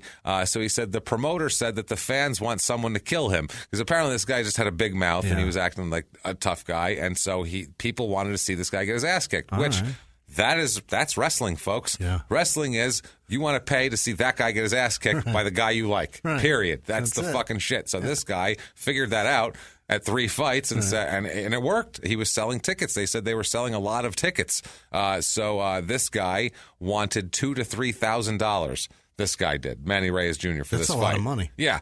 He said because he was so expensive, the promoter asked me, this is crazy, asked Hermes, if he would fight for $1. Will Hermes do the fight for $1? He says. Will he beat somebody's ass for $1? Will you beat this guy for $1? Because I'm going to pay him $3,000 to get beat up by you, and I'm going to sell all these tickets and make money and pay him a bunch, and you don't get any. Nothing. But you're the reason why they are coming to see him get beat up by you. That's comedy. That's comedy. It's so similar. Minus the brain damage, it's so fucking similar. Every time we do a wrestling episode or an MMA episode, I go, this is fucking comedy. You still got to change your schedule to go do this shit. That's all it is. So he says, I said, quote, what the fuck? Obviously. Yeah. And the promoter said, come on, do it for me. You're a good friend. Okay. And then he said, okay, let's fight for $1. So he said he'd do it for $1. So he gets... That's you going out for the check drop Yeah, for that. That's what for fucking, yeah, exactly. Going out for no extra money to dance around while people do math with the fucking house lights on because this headliner thought he was too good to fucking tell jokes while people do math. Fuck you if you do that. That's an asshole move. Any comedians that are listening, if you get to be a headliner, never make your opener do the fucking check drop spot. That's part of your fucking job to muscle through that. You're the guy who's getting paid a lot for that weekend, not this asshole. Just don't make him do it. They're there for you. You should be able to get through that. And they'll say they'll do it and it's no problem, but then all the other comics are going to be like, what an asshole that guy is. You have lost your street cred at that point. And that opener is telling everybody how much of a dick you are. Everybody he ever opens for, he's going to say, that guy made me do a check drop spot, and all the headliners are going to go, what an asshole. Even if you're friends with them. They're still going to say, that dude's, wow, that's fucked up. What a dick. And then they're going to make fun of you too. So, moving on. Hermes says he gets there, and he says, and the arena was crazy. Everyone was waiting for it like I was fighting BJ Penn or something. It was packed. And then when we're in the ring, I can hear the promoter shouting to me, kill him, kill him. The promoter, he said, I said, quote, bro, you can't do that. You're the matchmaker. You're supposed to be impartial. Asshole, kill him, kill him. Amazing. How'd you like to be this other guy? The whole crowd wants you dead, and even the promoter's yelling, kill him, kill him. Jesus, I think I'm in trouble. Well, at that moment, while you're getting your brain punched in and the promoter's saying, kill him, you should be in your head going, I should have asked for less money. Maybe everybody be happier. Maybe if he wasn't making $1, he would go easier on me. So this is, like we said, Manny the Crippler Reyes Jr., 3-0 coming in. It's his big shot here. He's talked a lot of shit. Fight goes 37 seconds before Hermes knocks him out with punches. So he went in there, and second he caught up with him, he got his $1 worth by just fucking punching him a few times and going, there, you happy now? Fucking leaving. There are people that I would love to fight for $1, though. Oh, yeah, there are. I would do it for $1. There's a ton. I'll fight Skip Bayless, and I'll give him $1. I'll fight him tomorrow. And he's one of those old men that's like in shape and works out and goes jogging in the morning. I'll still kick his old frosty ass. Douche that gives a shit. Bring it on, Skip Bayless. I want to fight Skip Bayless. Who else have I offered to fight? Kurt Schilling, even though he's bigger than me. I think he'll probably beat me up. He's got like 100 pounds on me. Yeah, he does. But it's all fat. It doesn't matter. I want a piece of him. One shot in that fat mouth, I'd be so fucking thrilled. And he lost all his money. I'll bet you guys net worth. Broke fuck. I'll bet your net worth is even by this point. Well, what it says online, yes, but not my actual net worth. My actual net worth. I guarantee as much money as he's lost. He can go do an autograph signing and make more than I made last year, I'm sure. So let's not go there. He can bloody up some socks and sell those shits. He's still got, then he got fired from his jobs on TV for being an asshole. So anyway, cunt. Yeah, he is a cunt. Good job. So him and Bill Cosby. I'll also fight him. Yeah, I'll fight a blind 90-year-old man. Great. That's ballsy, I'll make both your eyes milky, Bill. Yeah, let's go, Bill. That would be an amazing fight. How fast do you think he is by now? That'd be so much fun. Now, hold on now with the punching and ow, damn. That would be amazing. You just called me a bitch. He'd be sitting there just afterwards with just a pudding pop on his head trying to fucking soothe his... Icing the fucking lumps. Enough with the foul language. That's what he's mad at, not the punches. So... Hermes wins this fight. Like I said, KO, 37 seconds. He's 10-2. Next, he fights February 26th, 2005. This is in another Euphoria promotion fight. This is USA versus World. Not the World. which I like. It's in Atlantic City, which is not where you want to show World as our number one attraction.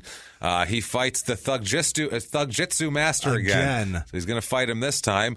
This time it goes all 3 rounds again. Yeah. Thug Jitsu wins by a split decision this time. God damn. So he is having a tough time with these fucking decisions. Wasn't it a split with him too before?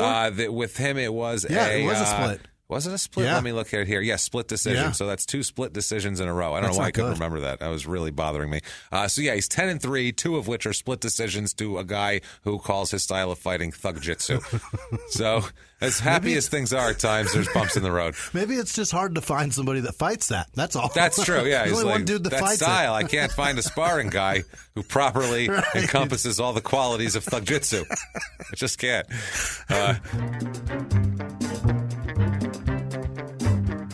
Hey guys, going to take a quick break from the show to tell you about one of our sponsors, forhims.com, forhims.com. Here's the thing, 66% of men lose their hair by the age of 35. They start losing it by the age of 35. And the thing is, when you start to notice the hair loss, then it's too late. It's all gone by that point, man. Then it's all downhill, right? It's downhill. You're going to fly. So if your hairline's starting to slowly move backward, you got to do something about it. And for that, you go to forhims.com. It's a one-stop shop for hair loss, skin care, and sexual wellness for men. Thanks to science, baldness can be optional. It doesn't have to be something that you just do. Hims connects you with real doctors and medical-grade solutions to treat hair loss. Don't be a sucker. Get out there and do what you can do for yourself. And do it right now, because forhims.com is running a special promotion for our listeners where you get a trial month for just $5. While supplies last, see the website for full details, but go to forhims.com/crime. forhims.com/crime. And now, back to the show. March 25th, 2005, he fights. This is a Shudo Hawaii promotion. Unleashed is the name of this. Undisputed, Unleashed, on this, Unfiltered. It's all these Unstoppable. This is Honolulu they're fighting. And he fights Ray Brada Cooper. Brada is his nickname. I don't know if that's like Brada, like Brada. Right. It's a Hawaii. It sounds like Jimmy Snuka saying it, so I would say yes. He's a 14-9 career fighter. And maybe he's from Hawaii. Maybe he's just a little lackadaisical, too. He's like, I'll be there when I get there. Right. I don't know. I'll punch you in a minute. It's just like, there's a lot of time. When it starts. When it starts, it starts. I got shit to do, bro. It's going to rain eventually, and then we could fight. It's pretty out right now. We're on the North Shore. Yeah, you know how it goes. Why? You gave him a Boston accent. We're on the North Shore there. Go out surfing. The North Shore. God, I hate that accent so much. Oh, man. So, sorry, Boston, but your accent's awful. So, this is a knockout with punches. 2:57 of round 1. Hermes loses this one. So, Brada here knocks him out. Hey, Brada, come here a minute. They're getting knocked out. So, Hermes loses this fight, too, by knockout, an unexpected one. He was favored in this fight. So, now he's 10-4. September 7th, 2005, at the K1 Heroes 3 event. This is in Tokyo, so at least he's getting out there. He fights Kotetsu No Face Boku. No face. I saw his face. He's got a face. Yeah. I saw it. Maybe it's just a rule he's got. His eyes aren't very big, but I saw his face. Sorry, I couldn't help it. Jackson Jr.? That was too... Is that what that is? That was too easy, is honestly what it was. His eyes aren't very big. That was just one that was just... you can't not make that joke when it's there. I'm sorry. So Kotetsu Boku, he's a 26-12 fighter. He's still fighting today, actually. Which this is, years ago. This is a 2-round fight for some reason, only a 2-rounder, and it goes the distance with Hermes losing by a majority decision this time. What the shit, Hermes? So he is having a bad run of it. He's now 10-5. So this went from 8-0, being like, holy shit, this is the next guy at this weight, to now 10-5, and he's losing the guys with no face. Yeah. So he is 2-5 since joining the UFC. Yeah, that's what not it is. Good. Like, he's since the UFC. I don't know if it's his confidence. I don't know if it's just the level of competition, or what it is, but he's losing this a lot of times guys he should be beating, like some of these guys we talked about. Now, March 17th, 2006 is the World Extreme Championships 19. Undisputed is the name of this. So we've had 3 different promotions now use Undisputed with one guy fighting in them. So imagine how many small promotions all over the country are using that as the title of their program. Still too many disputes. Too many fucking disputes. This is in Lemoore, California, which I looked this up. This is a Central California shithole. Really? It is Central Central California inland, like the county off the ocean. Really? There. So this is north of L.A. and way east of the ocean. And east of the ocean. It's just the middle of California. Lemoore. It's the type of place where if you just had a couple of guys fight each other in a parking lot, people would show up and pay money for it because, there's nothing else going on.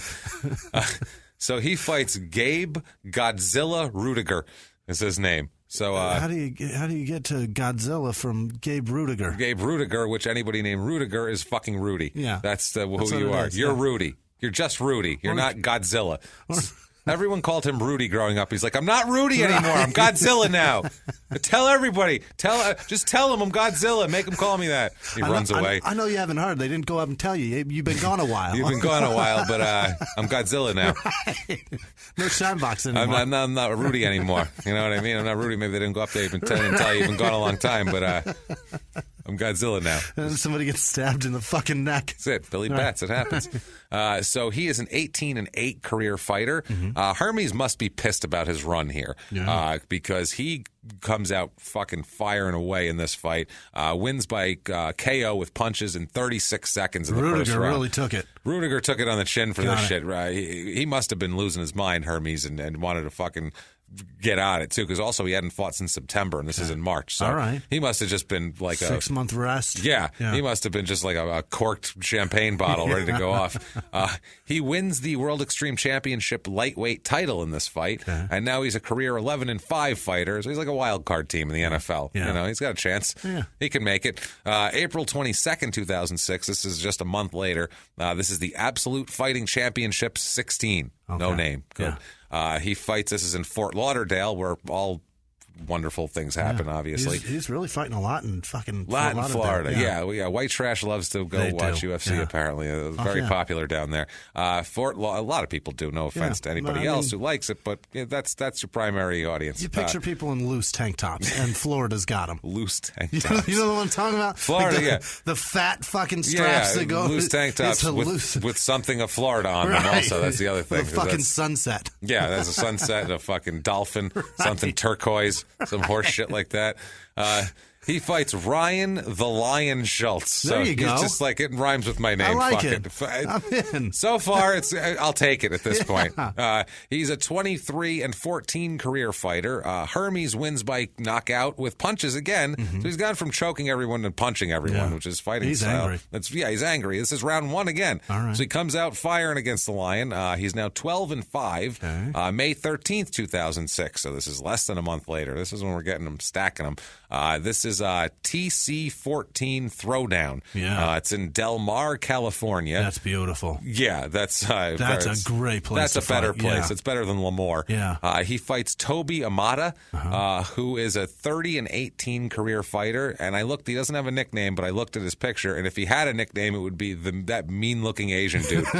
Damn, that guy looks tough. He's Asian. His name's Toby. His name's Toby, and he looks mean as fuck. He looks like he'd kick your fucking ass. Fantastic. Yeah, he looks like him. He looks like he would fucking like Tokyo drift his car into a parking space perfectly, parallel park that bitch, get out and fuck you up. Like that's what he looks like, big time. All right. It's pretty impressive. I'm on board. He wins by Hermes wins by submission with an arm bar. So he's apparently looks meaner than he acts. He's got a whip for you, Toby. It's an arm bar at 53 seconds in round 1. So these are all a lot of short fights now. He doesn't want to go the distance anymore. So he's throwing the kitchen sink at this shit. He's 13-5. June 15, 2006 is WEC. This is World Extreme Championship 21 Tap Out is the name of this. They probably tried to brand it. You bet. The awful brand of clothes. This is in Highland, California. No, we did 2 words. That's the difference. Yeah, it's just we put a space between the P and the O. Totally different now. It's cool. Just rock Don't that shit. sue us. No, please. So this is in Highland, California. He fights Brandon the Animal Olson. The only thing I've seen that makes him the animal is he has a beard. Ooh, what an animal! Like you're such a scary guy with your fucking facial hair. That you have a 9-10 career record. That's such an animal. Ooh, fuck! If your whole personality rests on your facial hair, you're a fucking loser.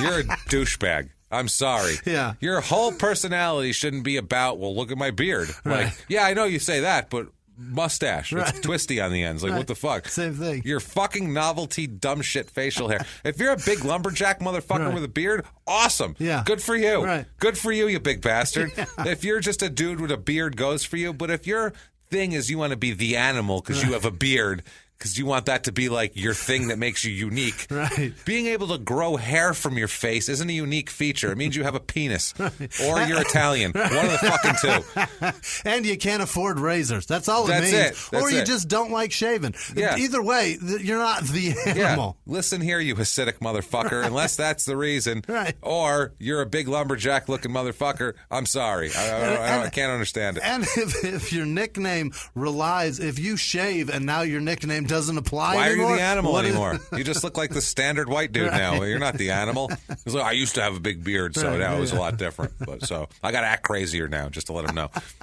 I got to come into the ring on all fours. Yeah, that's what you do, barking and shit and drooling. And I have to tell you what, man. My trainer guy, you just stand there real still. Just act like you don't see me. Right. I'm going to be on all fours. I'm going to come over. I'm just going to lift my leg and piss on you. Just like act like you're a fire hydrant. Look down and be like, what the hell, man? Like hit me with a newspaper and I'll run away. Like we're going to work this because I need the beard and I don't have it. So on the walk to the ring, don't forget you got to hold the leash. Don't forget to bring a bag. Right. Bro, bring a bag. I'm telling you right now. Bring a plastic bag because I am going to stop. Stop at the dog park on your way. I'm going to stop about halfway down the aisle, and I got to tell you, I'm going to let one loose like a son of a bitch. I've had so much creatine today. You're going to need to pick it up, or else they're going to throw it in the ring. You know they are. So pick it up. Don't worry, it's solid. It's going to be a solid one. Right. I drank so much Metamucil. Lot of chicken. It's going to be just solid. So the animal loses by submission with an arm bar at 40 seconds of round one. So that beard, a lot of good that did. You got you a nickname and nothing else. So this is a 14-5 is Hermes now. This gets him back in the UFC. All right. Look at this. 2006, July 8th, 2006 is UFC 61 Bitter Rivals. Yeah. Is the name of that one. It is in Las Vegas again. He fights Joe Porkchop Jordan. Jesus. Do you know who Porkchop is? I have no idea. I heard the name Joe Porkchop Jordan, and it sounds like a turn of the like a fucking Depression era boxer. Yeah. This is Porkchop Jordan. Right. He came in on the hobo cart, like come in with a bindle to fight and shit. But he's a 49-14 career fighter. Jesus, which you would, if you saw this guy, you'd never believe it. What year is this? This is 2006. I should know who the fuck that is. He looks like there is nothing about him that would give you any inclination that this man's a professional fighter. Really? He looks like just a schlubby-looking white guy. I mean, BJ Penn, if you saw him on the street, you wouldn't expect him to be a fighter either. This guy, either. with his shirt off, you can't even tell he's a fighter. BJ Penn's fucking front, his chest looks like a Ken doll. It's depressing. This guy, though, looks just like, yeah, I could lose a couple of pounds, At the office, there's cake all the time there, you see? So if I drop the cake, maybe that's what he looks like. Just kind of a guy who drinks a little bit on the weekends.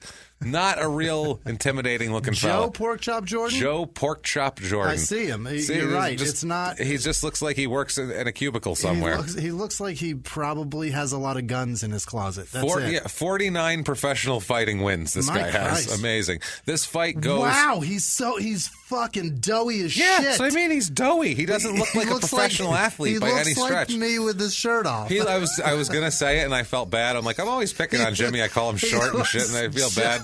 Like sorry, he looks just like you with his shirt off. He does. He's got a little belly. Yeah, he's just like, like the fucking shit over the side. I'm not great, but if I work out for a couple of months, I could get it together, I guess, if I really have to. If I jogged for a while, I'd be all right. But I could do it. He's even got a fucking farmer's tan. Yeah. He just looks like a guy. That's what I mean. Like his forearms are tan. This is depressing. That's a professional fighter with 49 career wins. I saw that. I did a double take. Because normally, I see these guys. Amazing. Unless they like a really tough looking Asian or a guy with a stupid beard, it's hard to notice a lot of physical features. This guy, I'm like, He looks like me. I'm trying to figure out like an angle to take on him. I'm like, he just looks like a schlubby white guy. He just looks like Jimmy Wisman is going to go in the ring. He's got a rib tattoo and everything. Yeah, he just looks this is amazing. He looks like if you said, "Tell me about yourself," he'd go, "I'm nothing special." Like that'd be the first thing he would say. I'm all right. I'm nothing special, but I'm not terrible. I'll do. So this fight goes to round 3. Not all the distance. The farmer's tent is hilarious. That's what kills you. It's like, amazing. what the fuck, man? Jesus Christ. So this goes to the third round. 47 seconds into the third round, Hermes squeezes this little pork chop with a triangle choke. And I guess he gave up. It's 47 seconds into the third round. It's a loving nickname. It's a loving nickname. Pork chop. Come here, pork chop. Come here, pork chop. He's like, I don't know. I like pork chops. Like, why pork chop? It looks He's like you do. I like pork chops. That's why. I love them too. It's why I look like this. They're like, all right, pork chop it is. So 15-5 for Hermes. Like we said, 49-14 career for old pork chop. Rosemary, you ever had? I'll take a pork chop. I make a nice pork chop. You know what I'm doing. Sorry. Hey, let's all talk I about pork chops. am so hung up on this fucking guy. It's the weirdest thing. Just like me. He's so unremarkable that I had to fucking remark on it. That's the thing. Normally, it's like I said, an outstanding physical feature, but he had nothing. Or it's just like, there's nothing to say about this man. He's just, even the look on his face in his picture is just like, I don't know. Here I am. Nothing special, but I'm trying. You got the picture? I got to go. All right, I got to go now. I got to get to the office. I smell the pork chops. They're done. You smell it? They're smelling good. So on August 26th, 2006, is UFC 62. Mm-hmm. This is Liddell versus Sobrial. Okay. This is in Vegas. They dropped the names at this point. They're like, fuck it. Let's. It's the main event. We're going to have so many of these. We don't have time for these convening groups of people to name this shit. Now, Franca is a late replacement in this fight. It's supposed to be Spencer Fisher in this fight, and Spencer Fisher injured his back while training, so there is short notice, and Franca takes the fight. So anytime that happens, it's a disadvantage, obviously, because you're not in your peak training. Franca's fucked. But it's also an advantage because the other guy has not been training for you. Good So point. you haven't been training for them either. Right. But it's one of those things where it's usually not good, but sometimes you can pull some shit off. He's fighting Jamie C4 Varner. C4. He's so explosive. Yeah. C4. C4. Can't be contained. He's a 21-11 career fighter, old C4. Jamie wins. Jamie, that's the guy. Jamie loses. Right. Hermes wins by submission with an armbar at 3:31 of round 3. So he lets it go deep against old C4. But not bad to be able to go into round 3, deep into round 3, and still take the fight when it's a short notice type of thing. So good for him. 21 and to end it before it gets to those fucking judges. Yeah. Those are no good for you, Hermes. And he knows it now. You can tell. Once it gets to the third round, he's like, I really got to fucking get into this. Now, October 12th, 2006 is WEC, the World Extreme Championships, 24 Full Force. This is in Lemoore, California again. The Garden Center of America. He fights Nate Diaz this time, who's a well-known UFC fighter. Well-known pothead. Well-known a lot of things, 19-11 career fighter, Diaz is. This guy has beat Conor McGregor. At this point? No, career. He's 19-11 today? 19-11 right now. Wow. His last fight that he had was a loss to Conor McGregor. That's not great. No, it's not. He kind of would trade wins and losses at the end of his career. And like I said, he beat Conor McGregor at one point and then lost to him in the next fight. Hermes wins this fight with an armbar in round 2 at about 2:46. One of Nate Diaz's losses is to Hermes. Is to Hermes, That's yes. incredible. One of these guys, a guy who beat Conor McGregor, lost to this fucking guy who's worse than Conor McGregor as far as a lunatic goes, as we'll find out. So 17-5 for Hermes. January 25th, 2007 is UFC Fight Night 8. That's Evans versus Solomon. They're salmon. So they're fucking main events. That's it. Hollywood, Florida. So not quite Hollywood. He fights Spencer Fisher, who's the guy he filled in for 2 fights ago, fighting C4. Got it. He fights Spencer. You did me a favor. Now I'm going to fight you, I guess, is how that works. This is Spencer the King Fisher. The King Fisher. Fisher King. You fucking asshole. Ugh. God damn it. I hate those... I just want everyone to be Pork Chop from now on. Everybody's nickname is the Pork Chop. You're Pork Chop. Spencer Pork Chop Fisher. There, done. It sounds better. It sounds than better. The King. Right. Pork Chop Fisher sounds like something. That sounds tough. And by the way, the King, that means you cannot lose ever. And if you do, you instantly lose that because you're not anymore. You're supposed to be infallible. You're supposed to be put here by the hand of God. It's if true. We're being honest here. It's supposed to be divinely put into power. So if you're divinely put into power, you should not have a 24-9 career record. Right, what happened in those 9? Right. You were being so gracious that you wanted the other people to win because you're a good king? Such a kingly man. I don't think so. So Hermes wins by TKO with punches at 4 minutes and 3 seconds into round 2, bringing him to 18-5. It is at this point after this fight that he becomes a permanent U.S. resident. So his legal residency, his visa status goes through. He's a permanent resident now of the U.S., so look at him. Yeah. He's a goddamn citizen, or practically a citizen. He's 18-5, one more win, and he's got a better record than Nate Diaz. Yeah, he's got more wins than Nate Diaz. And Nate is way more famous than this guy. Super famous, yeah, because he's had some wars with some famous people. July 7th, 2007 is a UFC 73 Stacked, it's called, and they went back to nicknames here. It's in Sacramento. He fights. Failed TV show again. Yeah, it's all Pamela this. Anderson's TV show. You fucking know it. You know, it's just all bad, failed fucking Fox shows or syndicated shows or shit like that. Unbelievable. Jesus. He fights Sean the Muscle Shark Shrek is his name. This guy, he's a 36-4 career fighter. Yeah. That's not bad. He's fucking ripped, too, the Muscle Shark. He's jacked up, and we'll find out why he's jacked so much here.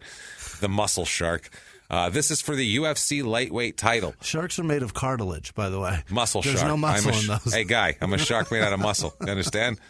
I'm like a shark, but I'm made of muscle. Right. If you imagine a shark, what's scarier than a shark? I don't know, a shark made out of fucking muscle. That'd be scarier to me. You ever seen a shark flex before? You ever seen that? Fucking pecs on a shark are unbelievable. You have no idea what swimming does for them. They keep swimming, It's incredible. Pecs on a shark, it's good. I'm the muscle shark. Let's do this. Stupid nickname. Oh, man. So Shrek is on him pretty quick in the first round. Franca actually gets him right in the beginning with a knee and actually almost gets him in a locked-in submission, but Shrek gets out of the whole thing. Yeah. Round 2, they're still going. These two go back and forth. It's a pretty good it's a pretty good fight here, actually. It's not bad. Shrek is winning the fight, though. I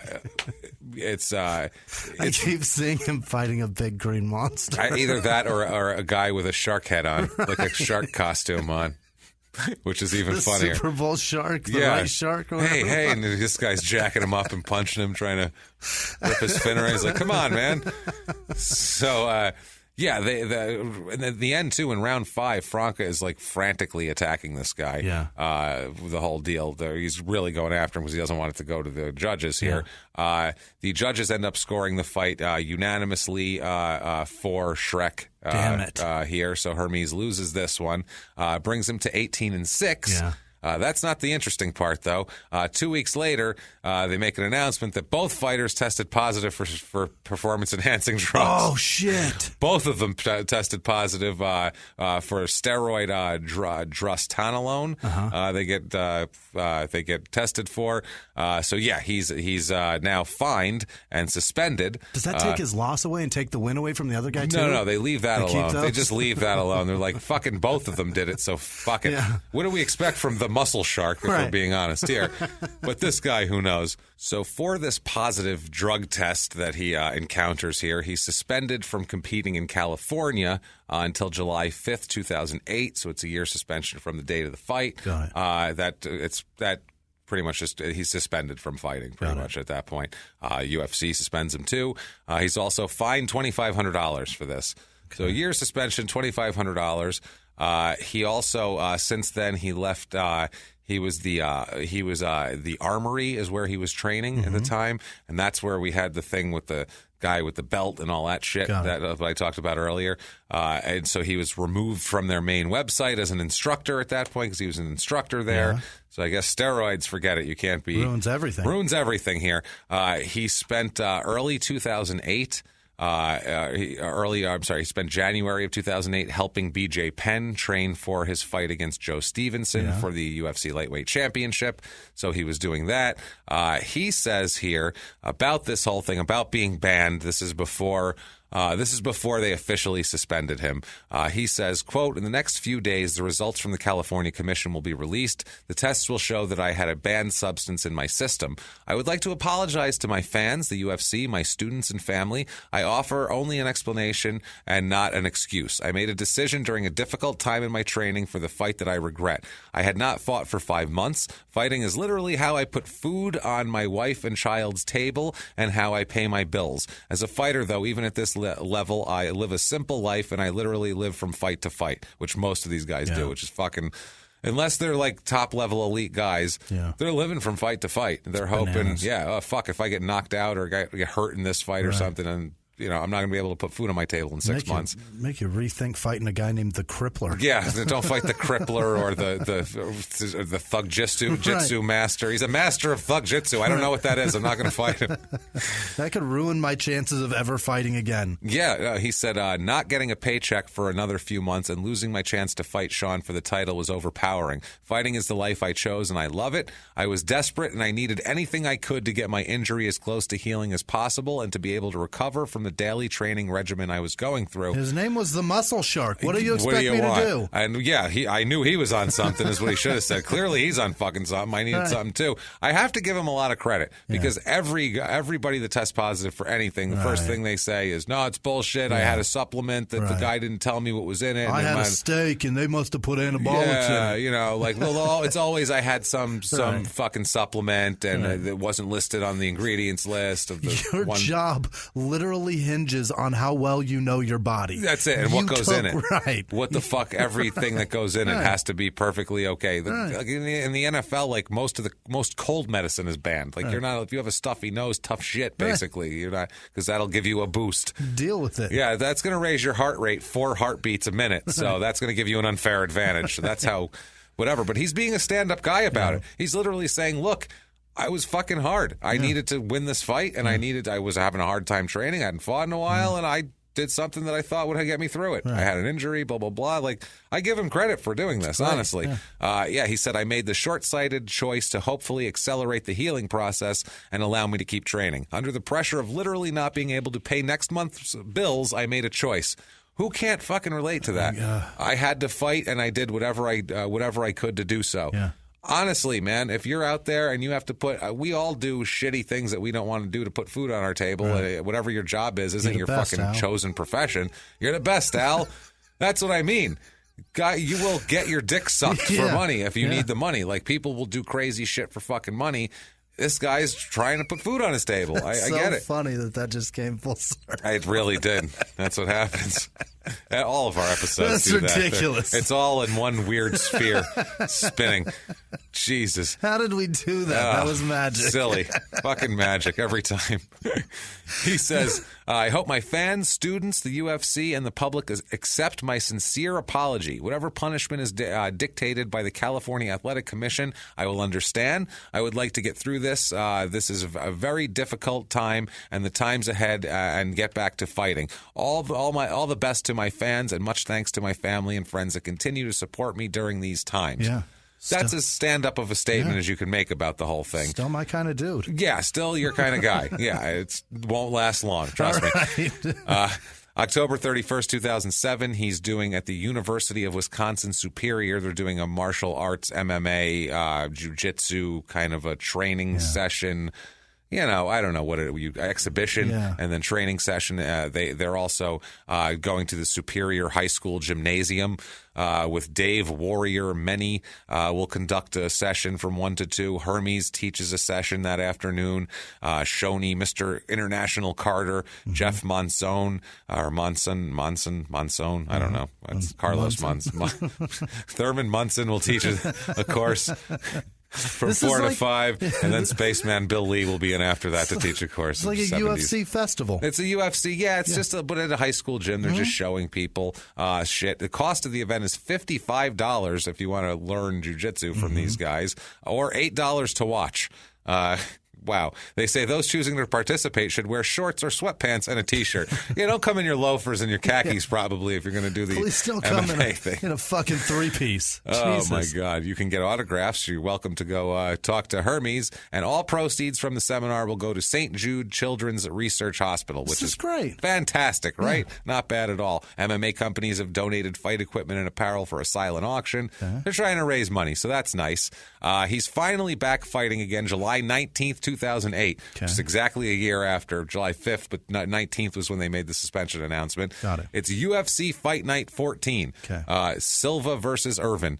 Okay. So this is in Vegas again. He fights Frankie the Answer Edgar, who is 23-6 career, so he had some answers, I guess. It goes all 3 rounds, and Hermes loses a unanimous decision. Yeah. So that's your answer from the judges. They awaited the answer, and he didn't like it at all. The other guy's like, that's the answer I was looking for. He's 18-7 now, Hermes. October 25th, 2008 is UFC 90, Silva versus Cote. It's at Rosemont, and Rosemont is outside of Chicago. Okay. Rosemont Horizons out there. It's Marcus Maximus Aurelio he fights. Maximus is his nickname, not his middle name. Yeah. He's 22-10 career. This goes all 3 again, and Hermes wins a unanimous decision. How about this time. So yay! He was nervous as fuck. He's like, not again. Yeah. They got to give me one at some point here. So that's October 25th, 2008. Brings him to 19-7. November 6th, 2008. It is 2:38 a.m., which is never a good time to talk about a UFC fighter. Never. By then, they should be long sleeping and ready to train the next morning. REM sleep should have set in hours ago. Yeah, instead, he is arrested by officers who see him driving erratically and pull him over and arrest him for driving under the influence of alcohol. This is his first DUI offense in the country. It's in Jupiter, Florida. They would not release the police department for some reason. Jupiter Police Department wouldn't release information surrounding the arrest for some reason. That's where Tiger got arrested. I think so. I think so. Yeah. One of those fucking planet cities down there, Neptune or Jupiter, fucking Saturn, Florida. Is there a Neptune, Florida? I'm sure there is. I'm sure there's a Uranus, Florida. That's the whole state. But January 2009, here they're talking about, Franca's talking about his upcoming fight. This is with Joe Luzon. They're talking about this fight supposed to take place in February 7th of 2009. This is in January. They're talking about his general ups and downs of his career. Franca says, quote, I have a lot of experience fighting with ups and downs, so I can say if I don't train, I'm going to have a tough fight. If they train me hard, I'm going to have a good fight. That's how it works for me. So he's just basically going over that sort of shit. He said he moved training facilities. As we remember, he left the Armory place. Right. He said he came to San Diego. It's a different training day by day. He feels more confident. He's training with different partners. He likes living in San Diego, working there. Fuck yeah. Yeah, who the fuck doesn't? Jesus Christ, especially if you're coming from Florida. San Diego, man. It's perfect, goddammit. It's amazing. He said, that's why I'm here in San Diego. I would just want to train real hard because I don't want to surprise against nobody. He's a tough kid. He just lost to Kenny Florian, so I have to be careful. I have to train real hard. So he's talking about all that. He said, they said, well, what's going to happen in this fight? When, if you're going to win, when's it going to happen? How? And he says, quote, Hermes Franca by whatever you want. That's my prediction. My man. So submission, knockout, whatever round. Very confident. He's very confident. Just 12 days away from this big fight with Joe Lawson, he hurts himself. He tears his anterior cruciate ligament in his crucial ligament in his right knee, so his ACL. Yeah. So he cannot fight. It's announced on a mixed martial arts website that he's not going to be in it. So they replace him. July 31st, 2009, they're at the Marine Corps Air Ground Combat Center in 29 Palms, California. Beautiful. In the middle of the goddamn desert out there. Exactly 29, no more. Jesus Christ. It's all that would grow. That's it, man. This is professional fighters from the Affliction clothing line sponsor visited the combat center to mingle with base personnel. They had Tim Sylvia, Hermes Franco, Albert Rios, a bunch of guys signing autographs and all that sort of shit. One of the Marine guys said, I think it's really awesome that these guys came out here. They have a really busy schedule. They could be anywhere else, but they're here. I think that's really great. And Hermes said, can I borrow $30? Right. So that's what happened there. You spot me at 20. And you spot me at 20. Things have been rough lately. So, September 19th. I'm a fighter, and all I got's this douchebaggy shirt. So they gave me this shirt. It looks really stupid. And in 3 years, I'm going to look like a total asshole if I wear this out of my house. That legitimately lasted like 8 months. And it's still, some people are still holding on to it. It's disturbing. Enough. It's terrible. Take it off. I have worn them, and fuck, I'm proud to say I never had one ever. I bought them at saw the future on that one. I stopped at the Salt Lake airport and went through their fucking outdoor mall there. Oh, and my God. And it was before they were cool, fucking air quoties. Yeah.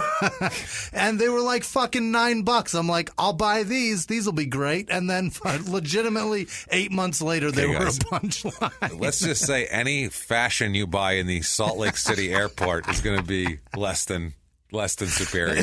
Let's just say that. It was a cool shirt for a minute. I was like, this is so comfortable. Wow. And God, literally 10 minutes later, I was like, I'm sorry. I'm a douchebag burning them. So I washed my car with them.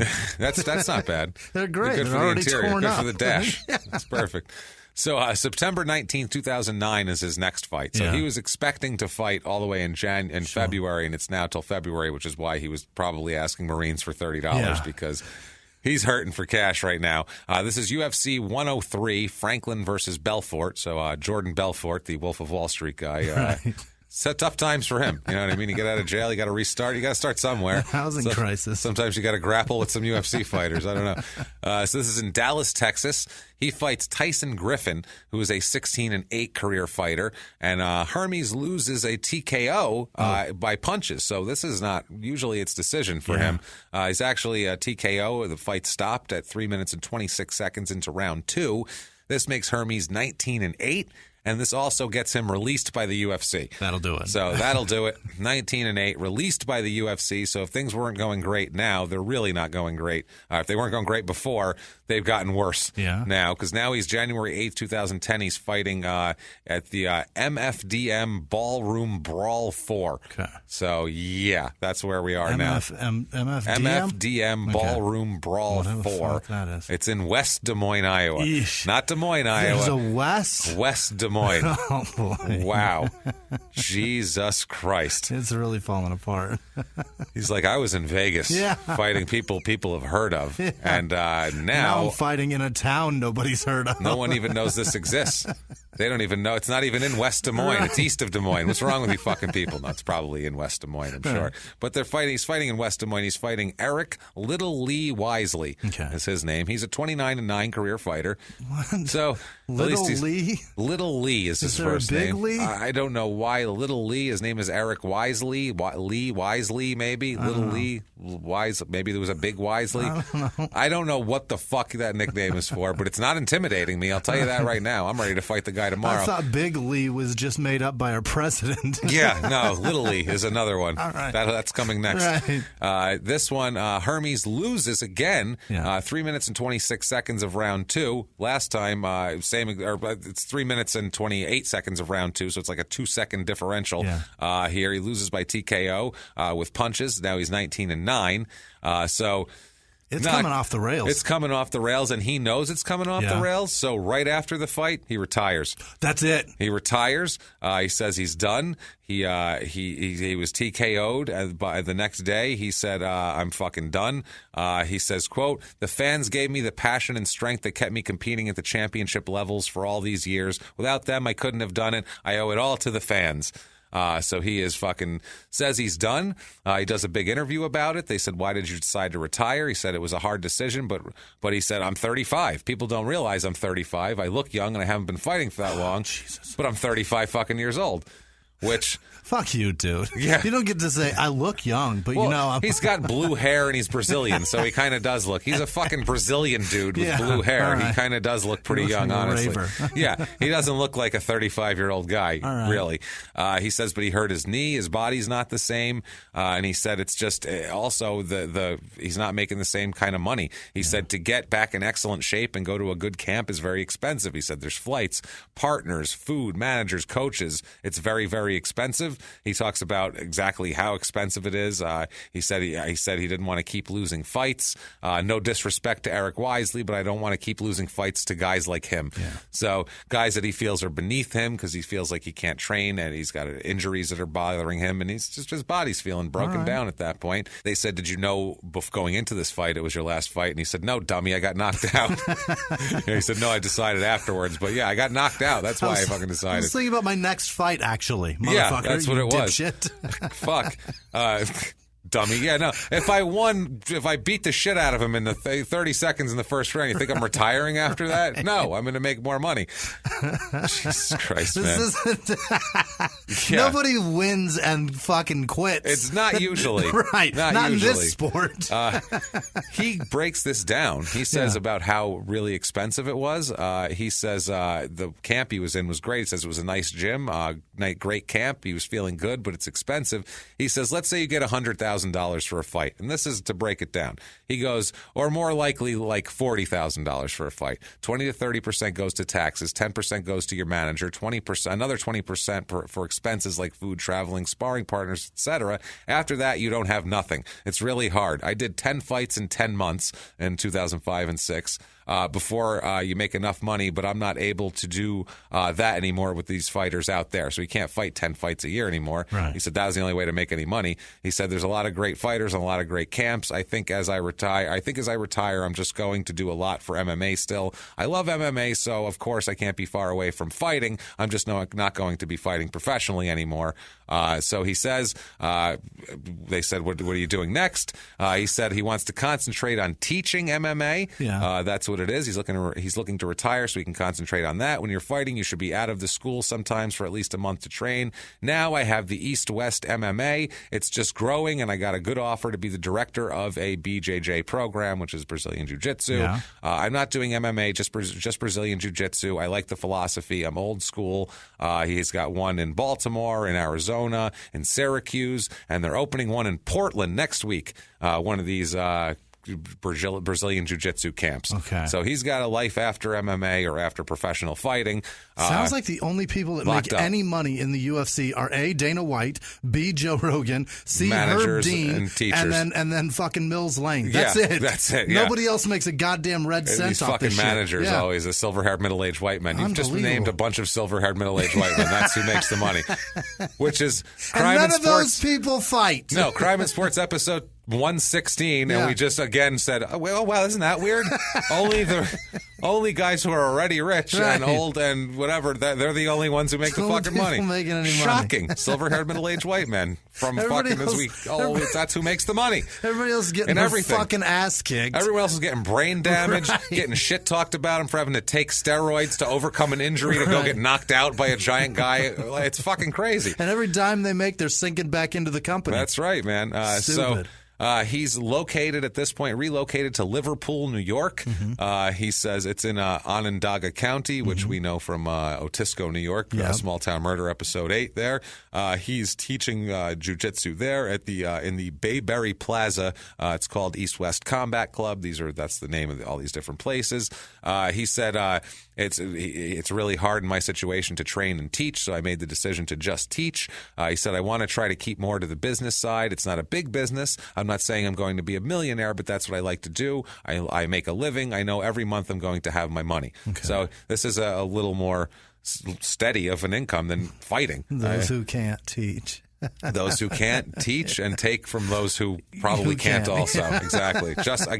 Just like comedy. Yeah. Same shit. You know, in comedy, those who can't book. That's those what they do. Yeah, they're like, fuck it. I don't know. I'll tell everyone else who's funny since people have told me I'm not funny. Jesus Christ, man. Oh, man. So, again, he goes into talking about how it was so hard to fight because, you train for a few months and you don't know how you're going to pay your bills. You don't have another job when you're a fighter, obviously, because you have to train the whole time. Yeah. He said he's a good jiu-jitsu instructor, so he's going to take full advantage of that. He said he's going to compete in Brazilian jiu-jitsu amateur tournaments and grappling events and that sort of thing, but he's not going to fight professionally outside of this anymore. So he's very excited. They're very pumped about the Portland office opening up. He says, I'm doing what I like, so I'm blessed. So he does so well at this that on September 24th, 2010, he comes out of retirement to fight again. That's how well that's going. Wow. So he's fighting. It's at the Scorpius Fighting Championships 1 in Fort Lauderdale. He fights Eric Wisely again. So he's like, I'm going to get my fucking revenge on this guy. It goes all three, and he loses a unanimous decision. And he's 19-10. How humbling. And no shit. November 9th, 2010, at the Israel Fighting Championship, Genesis is the name of this. In Tel Aviv, Israel. In actual Israel. It's in Tel Aviv. Jesus. The guy when they say Genesis, they mean... or some shit. Yeah, they say Genesis, they're like talking like fucking biblical. It's really Genesis. He fights Moshe Katz, who... Wow. He fights a guy named Moshe Katz. So he goes there and he's like, give me your most Jewish man. I'll fight him. Where is he? Give me the man, direct descendant of Jesus Christ. I want him. Now, Moshe, he's at his whole career, he went 3-2. Yeah. And this is the last fight of his career. And then his mother talked him back into going to law school.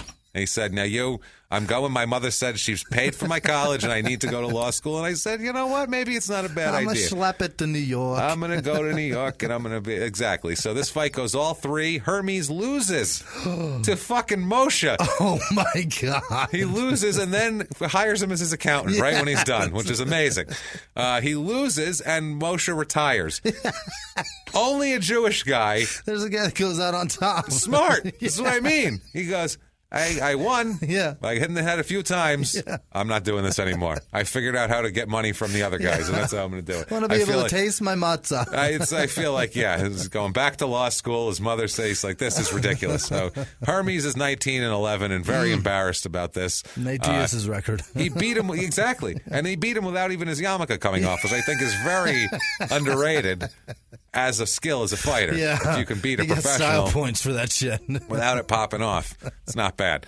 So December 19th, 2010, Extreme Valley 205, Franca versus Cater, the guy he's fighting. This is in Costa Rica. Beautiful. He fights Farid the Hurricane Cater. Yeah. He is from Tunisia, this guy. He's got a 22-11 record. This is insane. This fight goes all three fucking rounds. Yeah. Okay, Hermes wins by unanimous decision. Then the promoter comes out and reverses the decision and says that this guy won. Who fucking booked this? Dusty Rhodes? It's a wrestling. If you know that, you're a dork.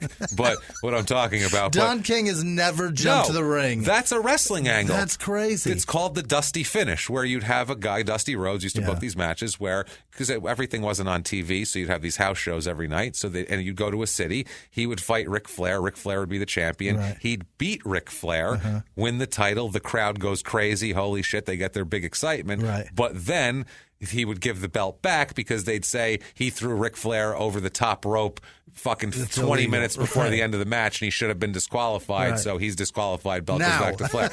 But the crowd gets to think they saw a title change, so you make everybody happy, but then after a little while everyone goes, hey, whenever things happen, it's bullshit, it doesn't work, and then nobody likes it anymore. That's what happens here. Ridiculous. This is wrestling. He just went in and said stupid. No. He was awarded the decision. The promoter, Lou Dwyer, attempted to overturn it, which is crazy. This caused a huge fucking controversy. They found out that there's a conflict of interest because Cater is sponsored by Dwyer and the business J&L Irrigation that they run. So they have, it's Dwyer sponsors Team FK, which is this guy's team, by paying his living expenses and taking a percentage of his winnings. This is bullshit. So, they're like, you can't beat our fighter, reversed it. It's ridiculous. Days after the decision, though, the Cater guy posted on his Facebook page saying that that Dwyer decided to overturn the fight and it resulted in a no contest. And he says, what about a 5-round rematch? That's what we should do. And presumably by the same promotion, which isn't going to fucking happen here. Never again. No, that's total horseshit. So February 26th, 2011, this is G-Force Fight Bad Blood 5. Yeah. It's in Grand Rapids, Michigan. Beautiful. Versus Jorge Surratt. This is the third fight of Surratt's career. fighter, and he is an 0-4 career fighter. So Hermes is like, I got to fight somebody I can beat. Right. So he beats the shit out of this guy, submits him with an arm bar at 2:37 of round 1, bringing him to 20-11. April 8th, 2011, MFC 29 Conquer, Windsor, Ontario, Canada. He fights Robert the Beast Washington, who's a 19-11 career fighter. A lot of 19-11s. Hermes wins by KO with punches in round 2 at 26 seconds. Comes out storming. He's 21-11. April 23rd, 2011, Gladiator Cage fights Knockout Night 1 in Marion, Illinois. He fights Joshua Thorpe, who's a 13-16 career fighter. That's the way you name it. Knockout Night 1, Knockout Night 2. There you go. It's beautiful. But it you just could go goes forever, on and on. forever with that Infinite. shit. For the end till the end of time. Right. Hermes wins by submission with a rear naked choke at 1:02 in round 1. So he's fighting some tomato cans now. He's got to get his confidence back up. April 29th, 2011, it's the International Fighter Championship in Pernambuco, Brazil. He fights Thawa Ril, who's an 8-8 career fighter. Thawa, Thawa. Ril, R-L-I-R-I-L. Weird. 8-8 career fighter. Hermes loses this fight. 56 seconds into round 2 by knockout. 22-12 he is. But he's busy. This is the thing. He's very, very busy is the problem. But I could see he's busy. He has his Team Hermes Franca Brazilian Jiu-Jitsu Academy that he's now running. It's different from the other one he was running. So he's got fights going on. That was April 29th, 2011. On April 6th, earlier that month, there was a fluff piece on how great of an instructor he was. It's called Brazilian Jiu-Jitsu Black Belt Hermes Franca Instructs a Workshop at Central Combat Sports in Windsor, Ontario. So they're talking about this, and they're just saying what a great instructor he is. Doing great. This is April of 2011. He's losing fights, but like we said, he's so busy teaching the students. He has such a fucking desire to give back to the students and make a difference. Jimmy, he's your kind of guy. He is. May 18th, 2011, he is arrested. He is sitting in an Oregon jail cell after turning himself in to authorities after having to fly from Florida, actually from Brazil to Florida to Oregon to turn himself back in. He stands accused of sexually abusing a female fucking jiu-jitsu student of his who is under the age of 14 fucking years old at his jiu-jitsu academy in Clackamas, Oregon, where he taught. He turned himself in on Monday. How early was he and how many orange slices did he fucking have? You son of a bitching asshole. So how long ago did he do that? This is in May. They're talking about this happened in over the course from November to December of this time. He is charged with 7 counts of sex abuse in the first degree, as well as 2 counts of unlawful sexual penetration in the second degree, which is the worst charge you could ever have. Any kind of unlawful penetration, I feel like, is the worst charge possible. You stuck that in there and you weren't allowed to. In any capacity, and we're joking. Completely unlawful. We're laughing. This is at a 14 or less than 14-year-old girl that he is fucking in charge of, and this just reminds me of Mandy Malone's situation so fucking much. It's too much. And we're so happy to see all of these guys actually getting what's fucking coming to them finally. And I want to give her all the credit she's for doing it. She's fucking so great. Vocal and so she's loud. She's doing great, and she's not Keep afraid it up, at all, and she's doing awesome. And that's maybe the only that's how happy they should ending, do it. right? Yeah, well, Thomas Henderson. This is fucking Willie great. Mays Aikens is good, but she's actually doing great things to try to make a difference for others. To try to make it so the same shit doesn't happen to others that happen to her, which is amazing. And this guy is exactly who she's talking about in this world. And this is a huge thing in this world because you have people who are in charge of people who are younger than them that look up to them, and they're in this world. It's just crazy. And it's such an intimate thing to train in that way because Taekwondo, Jiu-Jitsu is so, it's co-ed, but it's so fucking hands-on. It's a tight-knit thing. Yeah, it absolutely is. You actually have to touch the fucking people to do it. Yeah. Oh, my God. It's so gross. According to the law here, the victim is under the age of 14, and the unlawful penetration charges indicate that Franca used an object or numerous objects on her. That's the law. Unfucking real. Yeah, the law here is, the unlawful sexual penetration is any item or body part or anything in putting obviously disgusting. in the other person. Yeah. And sexual abuse is the touching of the sexually intimate parts of another, referring to whatever sexual contact there. Yes, he only had the DUI before that. He turned himself in, knowing of this. They said that this happened between unlawful penetration happened between November 30th and December 31st, where he lived in Oregon while he was operating the jiu-jitsu school. After that, he moved back to Florida, so he wasn't doing the school in Oregon at the very time. They said he's being obviously following these charges. The Canada's Maximum Fighting Championships is who he was working for, announced his termination immediately. Yeah. They said his legal situation is a matter in the hands of law enforcement officials and soon to be going before the courts. And they basically said, fuck this guy. These are serious allegations that he's facing, and I do not want the Maximum Fighting Championship associated in any way with these matters. Fuck that. Great call.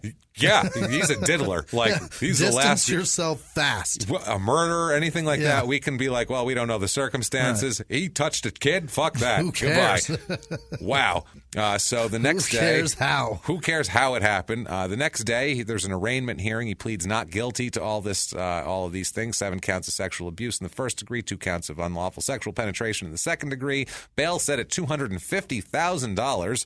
How do you go this route? Wow, unfucking believable, man. The charges each carry a mandatory minimum sentence of 75 months, each of the charges. The district attorney said that Franca's been cooperative with the office so far. He turned himself in and everything like that. There's a hearing set to see if counsel's going to try to get a reduction of his bail. Yeah. Let's just hold on to him for a minute, shall we?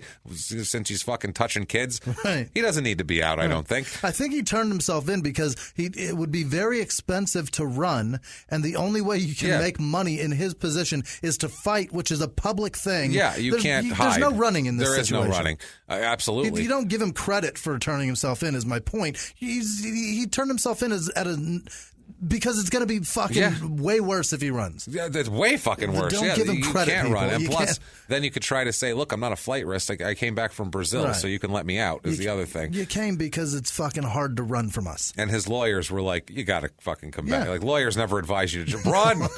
Don't fucking turn around, man. Just keep going. No. Get a shitty hotel room under a fucking assumed name. Right. Just different city every night, man. Just keep going, brother. You can do this. We'll be here holding down the fort. And if they ask us anything, we don't know where the fuck you are. All right, cool. Peace, man. That never happens. Never. Send you a burner phone. Yeah. Well, you get back to me, I'll send you cash. Oh, you need weed? I'll have it shipped to you. That never happens. So they said that they were made aware of the allegations a number of weeks ago while he was in Brazil. He's been in contact with the DA's office and coordinating compliance with every aspect of the investigation. This is his lawyer talking. He voluntarily left Brazil and came to Oregon to confront these allegations. He maintains his innocence and has faith in the U.S. justice system. Right. Well, I think both those things are bullshit somehow. Calm down. He's not innocent and you don't have faith in this shit. We adamantly deny these allegations and want to point out that he's innocent until proven guilty. They said it's unlikely that it would go to trial very quickly, even though he's got a July 12th trial date. That's before we start getting into motions and all that sort of thing here. May 19th, 2011. This is the day of that was fast. This is the day of the arraignment. Yeah. Day after he's arrested. Manny Reyes Jr. now wants a rematch with him. Manny doesn't like kid touchers. The 3-0 guy. Yeah. He said it's all over. He gave the sport of that was MMA. The mouthy fucker. That's the mouthy fucker. Yeah.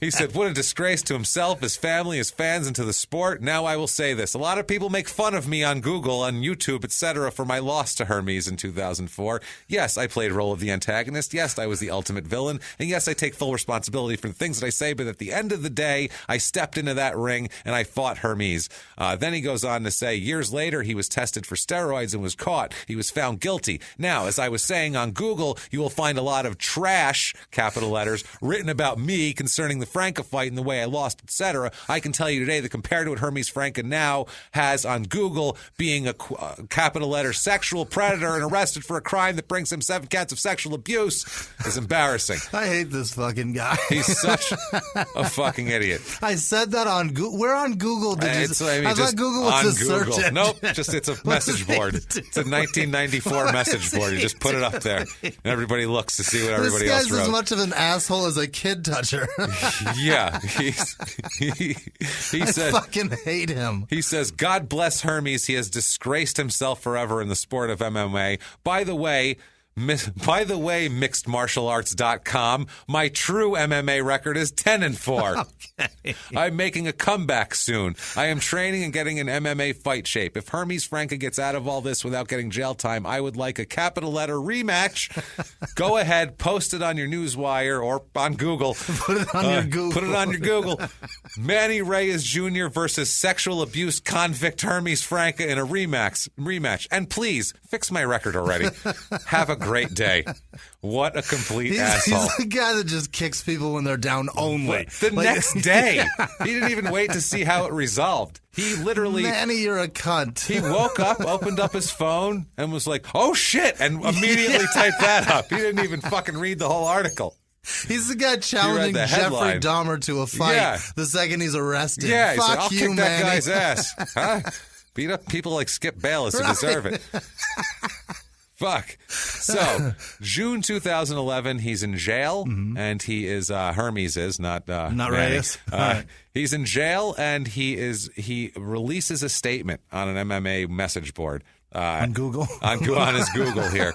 And, he says, let's see here. Let's see what he says here. He says, this is not a statement regarding my current legal situation. On these matters, I must trust God and the United States judicial system. Good luck with that. Yeah. I believe in time the truth will prevail, as it always does. I'm releasing the statement to assure you that I am safe. With peace and serenity in my heart, I write these words. In the year 2000, I arrived in the United States with $300, spoke very little English, and had a dream bigger than most. Over the past decade, I have had an unbelievable life and an unbelievable MMA career. God has granted me the privilege of traveling to many beautiful places, meeting numerous wonderful people, and I have personally witnessed dreams come true. My dreams! ! I tell you the truth when I say I am blessed! ! I recently read a quote by David Getz that stated, too much of the good life ends up being toxic, deforming us spiritually. Wow, this honestly hits home in my heart. I'm ashamed to admit that along the way I lost sight of what is truly important in my life. God and unconditional love for my friends and family. These are the things that should matter. I admit that at times I've been selfish, sometimes acting as if I knew it was better for my life than God himself. I'm sorry for this behavior, and I have much regret. Drinking, women, parties, all a part of the lifestyle that has led to my failing as a husband, father, and dreamer. None of those things make you touch kids, ever. How many guys have we covered that acted, everybody we've done had that same lifestyle, like 2 of them have touched fucking kids about it. Unreal. Touched kids about it. You know, that's not part of it. Drinking, women, partying, alcohol, kids everywhere. That's not part of that. That's not part of it. You know, I was just out there living that crazy lifestyle, just drugs and partying and the club every night, or fucking kids left and right. It's just too much. It gets to you after a while, you know. That's not how that works. You can't just lump that in with partying and women and drugs and drinking. And it's not like he's like banging a 15-year-old. No. You know what I mean? Like this is or a 17-year-old. Under 14. It's pretty obvious when they're that young, man. You can't even say that I was confused. Even the biggest dipshit scumbag out there is like, these fucking girls who are 16, they look 25 now. Even that guy? Right. Under 14. Doesn't apply. Little child. Fuck. Jesus Christ. I mean, Reyes is right in everything he said, but he's so wrong because it was the day after. It's unreal. Yeah, wait a fucking couple months and then be like, I want to kick his ass. He says, I'm now a man with very little freedom. Still, I am a human being, I guess. But son of God and a fighter at heart. I will not let this keep me down. Okay. What? Yeah, he says, put God above all, find your passion, follow your heart, respect all women and men in your life, children, negotiable. The beginning of this speech is just, it's a success story. Yeah. Everything he's saying is like leading up to, I've done and great. now I'm the man of the people. Yeah, no. No. And now I fuck children, which is not the same at all as being a man of the people. It's the opposite. ridiculous. January 5th, 2012, he's in court for this whole thing. He ends up not being forced, but figures out that the smart thing to do is to plead guilty to this, to 1 count of unlawful penetration and 1 count of first-degree sexual abuse. Okay. So that's what the rest is dismissed. That's part of the deal. Right. Sentencing, the judge basically looks at him like he is an animal who just escaped from a zoo, right, and has no problem sentencing him. He says, "You, sir, may fuck off. 3.5 years in prison." That's it. That's it. That is not enough fucking time. No. The judge should have said, "You, sir, can have a huge gift. Here you go. Here's a sandwich along with it and a bottle of booze." Does he get to dye his hair in there, too? Dude, 3.5 years? That's such a fucking sweet thing to say to somebody. Wow. Yeah. For pleading guilty to diddling a child under 14. Or something. Just anything. You can't put anything in a kid. You can't. Stop it. Keep everything out of kids. Put macaroni and cheese in them and send them on their way. And only in one part of them. That's it. Not the rest of them. There's one part that's acceptable as a macaroni and cheese intake. The rest of it is just as bad as this guy. So, wow. What the fuck, man? He'll also have 4.5 years of post-prison supervision, so like probation, big fucking deal. Right. And he must register as a sex offender. Woohoo. No deal. Shit. Right. Yeah, I would hope so. Is that only for the remainder of his parole, or is that for life? I think that's for life. I would sex hope offender so. thing here. Yeah. Apparently, this he's in prison for this time. He's released. This is January 5th, 2012. Mm-hmm. He's put in. I guess he gets credit for time served while he waits. He's released in March of 2014. March of 2014. Wow, no. He's set. That's when he's set for release from prison. The next month, they're getting him ready to get him out of there.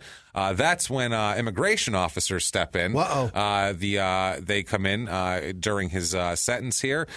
He is remanded to custody of ICE, which is Immigration Customs Enforcement, after completing his sentence and placed for removal proceedings in prison. He was a lawful permanent resident of the United States, but at this point, an immigration judge with the Department of Justice's Executive Office for Immigration Review found him fucking deportable, said this asshole's expendable, permanent resident or not. If we can get him the fuck out of here, let's get him the fuck out of here, and ordered him removed from the U.S. He's at that point held at the Northwest Detention Center in Tacoma until his removal. They said one of the representatives for the office there said, quote, "If not for prison officials honoring an ICE detainer, Mr. DeBarros," which is his full name, would have been released into the community and free to reoffend. Wow. That is fucked up here. They end up booting his ass back out. He is escorted to Brazil by a federal officer. Awesome. Fucking pushed off the plane. Have a good one, asshole. I got to get my connecting. I'm getting the fuck out of here. See you later. I'll look at the ass ocean. Don't worry about it. So he's out. August of 2014, he's going to headline a fucking card. Someone's going to hire this man. Extreme Fighter Nordeste at the Paulo Sarasate Sarasate Gymnasium in Brazil, where he's from. He says that he won't lose his focus despite his he calls it his run-in with the law in the United States. Run-in. It's a run-in with a child, you dick. He said, quote, "I don't let anything," but let's fucking, in their own words on this cunt right now. Quote, in their own words, quote, "I don't let anything bother me. It wasn't the first problem I've had, and it won't be the last. Everybody has personal problems. MMA is what I love. I first competed in jiu-jitsu 20 years ago, and I fought MMA since 2001. That's what I love. That's what I do." And you fucking diddle kids. That's the other part. Did he just admit to fucking kids before? He just said it wasn't the first problem I had, and it won't be the last. All right. People have said I fuck kids in the past, and they're going to say I fuck kids in the future. I'm going to be real fucking honest with you. What is that? Right now. I'm going to keep fucking kids. That's it. Everybody's got personal problems. Everybody's got Not everyone has that personal problem. That's the thing. Never had that personal problem. That's a horrible problem, sir. That's a terrible problem. He said, wow. I'd rather have an addiction to heroin. I really would. Yeah. He says he guarantees that he's innocent of all these charges. Mm-hmm. He said he's asked his lawyers to send him the police report, which he claims tells, quote, the truth about his case. and proves that the real story was different than reported by the media. However, he opted not to disclose the police report. So he's like, I have this document that completely exonerates me. No, you can't see it. I've lost that folder. I know I keep it's in my folders. Okay, I got it. It's in next to my immigration papers. Here's the thing: if you are innocent of all charges, you never plead guilty. First of all, never. And secondly, especially to that, right? Ever. They'd be carrying me out of court, and I'd be like, I didn't fuck him. Never. I never fucked him. As they're dragging me from the court.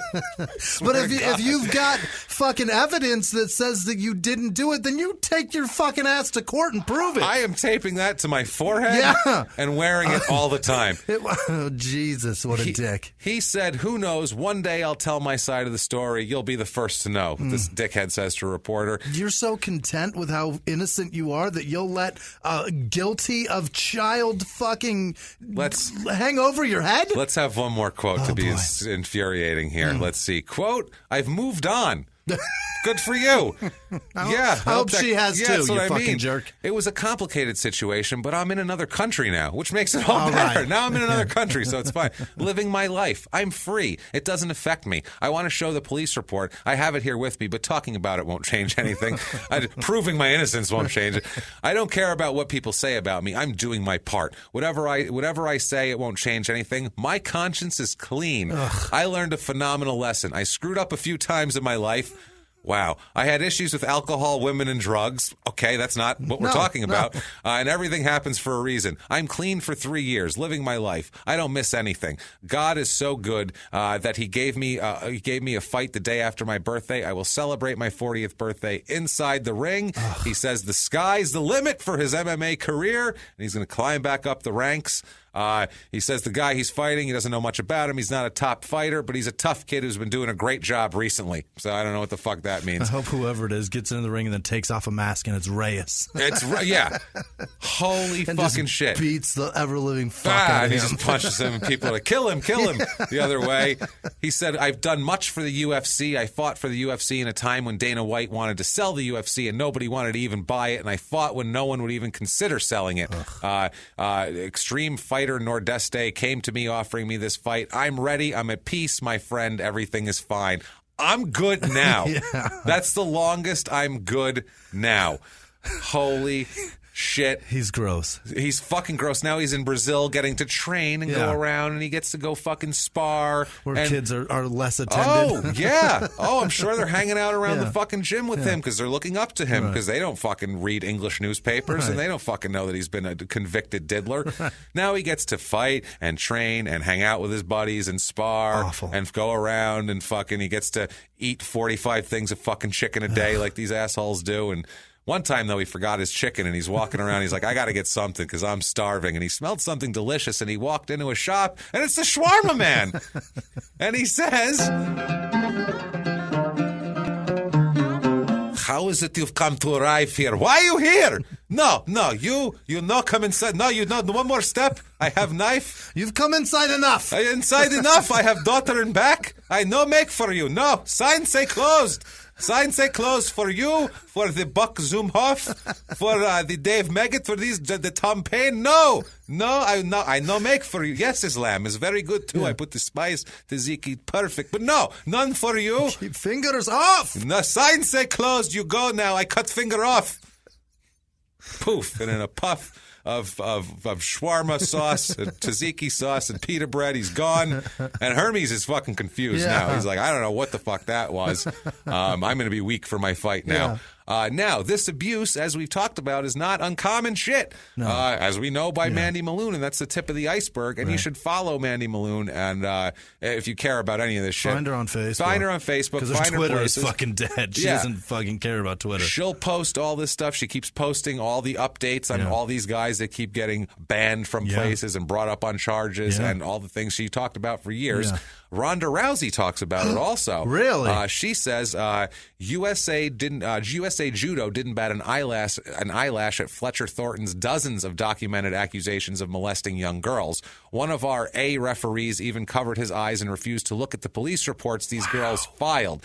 This is playing with the safety and careers of our athletes. How is this man still allowed to be in the same venue of our athletes, yet alone protected by the USA Judo and kept in an extremely influential position? That was like, she did that. She was kind of like the Hannibal Buress with Bill Cosby type thing. Yeah. Everybody really started looking into that after that. And how long ago was that? 2008. Okay. That was there. Another one, they talk about one of the Gracies here, Renner Gracie, says, I believe a Brazilian jiu-jitsu instructor's influence on a student is stronger than a doctor, psychologist, or lawyer, which is what I think, too. They put students in impossible scenarios where they have no answer and then teach them the solution. It puts them in a position of being a purveyor of absolute truth and effectiveness, and if this instructor has this degree of truthful knowledge, they must have the same answers for life. Everything. And that's what it is. And that's how they can talk these people into it. Out of their pants. Yeah. When Ronda Rousey was 15, she qualified for the Junior World Championships in Brazil. Yeah. There was a phone call here asking whether they said from her mom, asking whether Ronda would be attending this thing. And the mother said, who's going to be on the coaching staff? And they said that hadn't been decided. So she said, you're not taking my fucking daughter then. I love it. I'd like to know who. Yeah. Who's my child going to be in the care of? Exactly. Because Ronda Rousey's mom isn't a fucking idiot. Exactly. She said she wasn't going to send Rousey off to some other country with someone you didn't know. She said, quote, if you took the sport component out of it and you asked someone if they could take your 15-year-old daughter on a trip, there's no way. No. That's exactly it. Yeah. There's no magic just because it's a martial art. The problem, though, and the scary part, too, is that the guys that did all this stuff got the trust of the parents because they're fucking villainous predators. Absolutely. And they know how to groom the do parents, too. Yeah. It's so fucked up. So you're damned if you do, you're damned if you don't. That's the whole thing, and they're talking about how do you figure it out, and the Gracie guy said, I would look at the energy of an academy. If it becomes clear newer students are there to serve as grappling dummies for advanced students, it could mushroom into something much more serious. The goal of an experienced grappler is to get others to his or her level. That if that's not present, get out. Don't wait until you get injured or assaulted sexually or not. So, look at the vibe of the place, and if it's a fucking whatever. So August 28, 2014, he's fighting again. He's fighting Marco Breno Ciara Rodriguez Braga. Wow. That's a lot. He's 18-5 because what he does is he forces people to say his whole name and then knocks them out when they're tired. It's like his version of rope-a-dope. Gets them in the middle of it. Yeah. They're like, and then he just lights them up. Loses. Hermes loses this fight. Wow. And this is what happened. Yeah. He said his name. It's at 31 seconds in the first round. It took 31 seconds to get it all out. And it was over. And then fucking next thing you know, barrage of punches, and he's a loser. 22-13. June 13th, 2015, WFCA 3 Grozny battle. This is in Chechnya in Russia. This is, God damn it, these people are where crazy. He deserves to be fighting. Yes, he fights Shamil Lion of Dagestan Zavarov. That's a fucking name. Shamil Lion of Dagestan Zavarov. He sounds tough. He does. He's a 35-5 career fighter. Sounds like a nickname of a serial killer. Yeah, Lion of Dagestan. Yeah, like that's Chikatilo's best friend, the Lion of Dagestan. So he's a 35-5 career fighter. Hermes loses by knockout with punches at 43 seconds into round one. Knife and so in arsenic. In two fights, he's got a total of 74 seconds and been knocked out twice. Sounds like some people heard that he's a fucking pedophile and they don't like him. Jesus Christ, man. Those people, he's ruined UFC. Ugh. Imagine he's got a wife and a kid. That's right. Oh, that's what you've been doing in America? I mean, I feel bad for all these people, Jimmy, but not nearly. Not nearly as bad as I feel for Hermes Franca, Director of Administration of Global Franca Consulting in Salvador, Brazil. Poor guy. He's in the mining and metals industry. And he's Brazilian. Poor son of a bitch bastard. He's like, I'm not DeBarros, though. I've never touched a child. I swear to God. I didn't touch any kids. You're dragging him away. It's not me. You know it, man. Unbelievable. So August 22nd, 2015, WFCA 6 Grozny battle. Grozny again. He fights Kasan Black Wolf Akhabov. The Black Wolf Ashkabov. Yeah. Askabov. Wow. Horrible. 16-2 career record. He actually wins this time, Hermes, with a submission, with a guillotine choke. Guillotine choke at 37 seconds in round 2. He is 23-14. November 28, 2015, Action Fight 2 in Brazil. What the fuck? He fights James Dinamite Silveira, who's a 14-14 career fighter. This is his second to last fight, and he beats Hermes. Yeah. So he's like, I'm about to hang it up, but let me kick this pedophile's ass first real quick.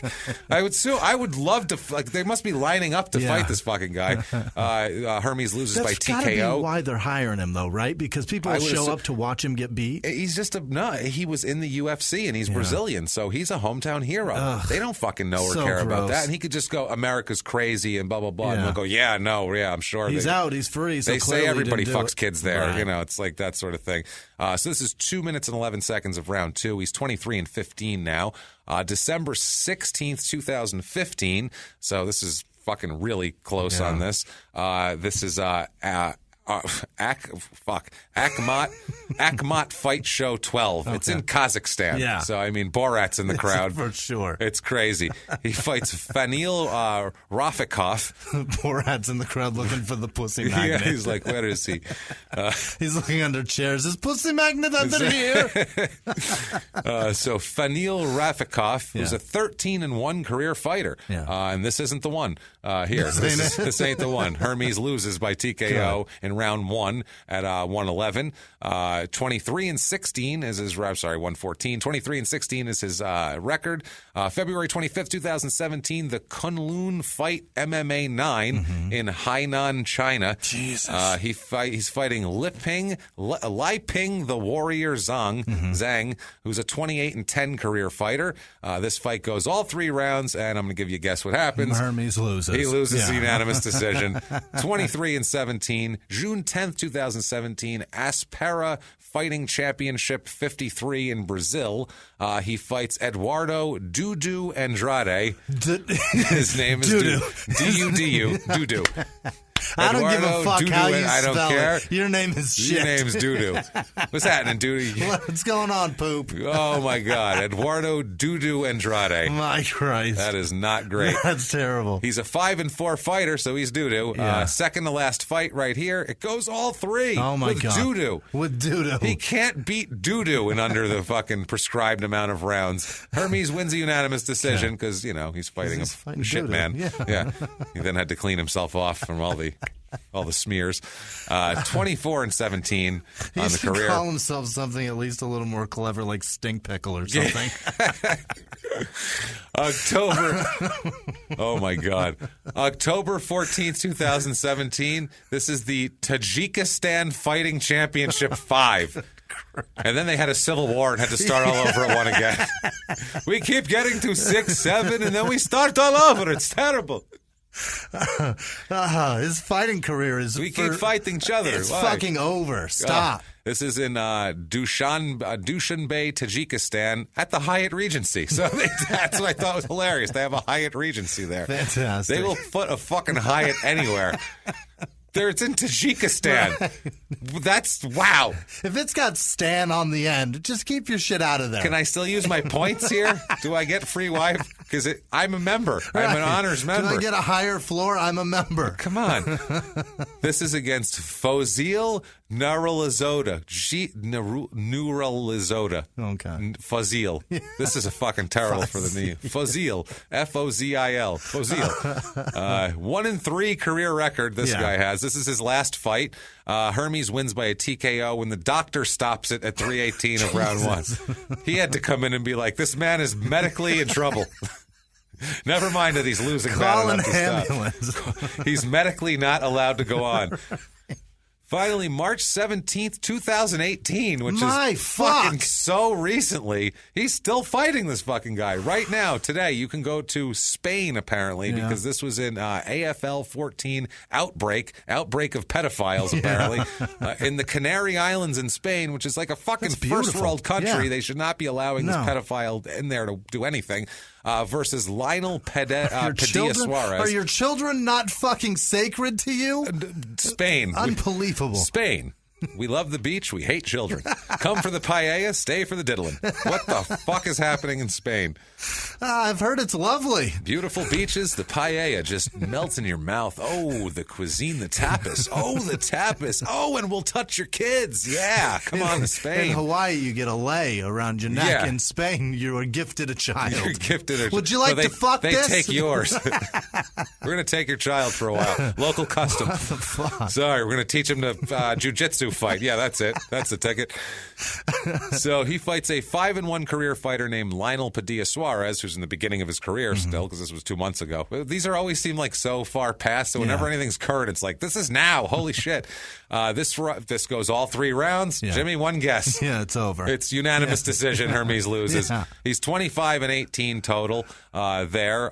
Then on April 20th, 2018. 420. We were in Portland. Where was he? We were in Portland performing, and he was in Brazil. Yeah. Like, literally, when we were on stage in Portland, this man was fighting. Jesus. Which is insane. This is less than a month ago. Yeah. This is batshit. You were told you can't smoke weed in this place, but they let a pedophile fight. I should have said that. I can't smoke weed in the green room. Right. Yet pedophiles are allowed to fucking fight MMA in Brazil, man. What the fuck?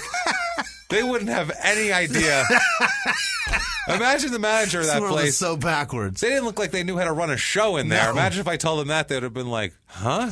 Like, what, dude? We got 2 separate green rooms. You can't smoke weed in either of them. Either of them. I guess you could touch kids in one of them if you really want to. We don't have a bathroom in either of them either. Yeah, none of that. Sorry. Outside is your bathroom. So, April 20th, 2018, the Warriors Combat 5 in Brazil. He fights Roger Vieira, who's a 5-4 career fighter, another 5-4 career fighter.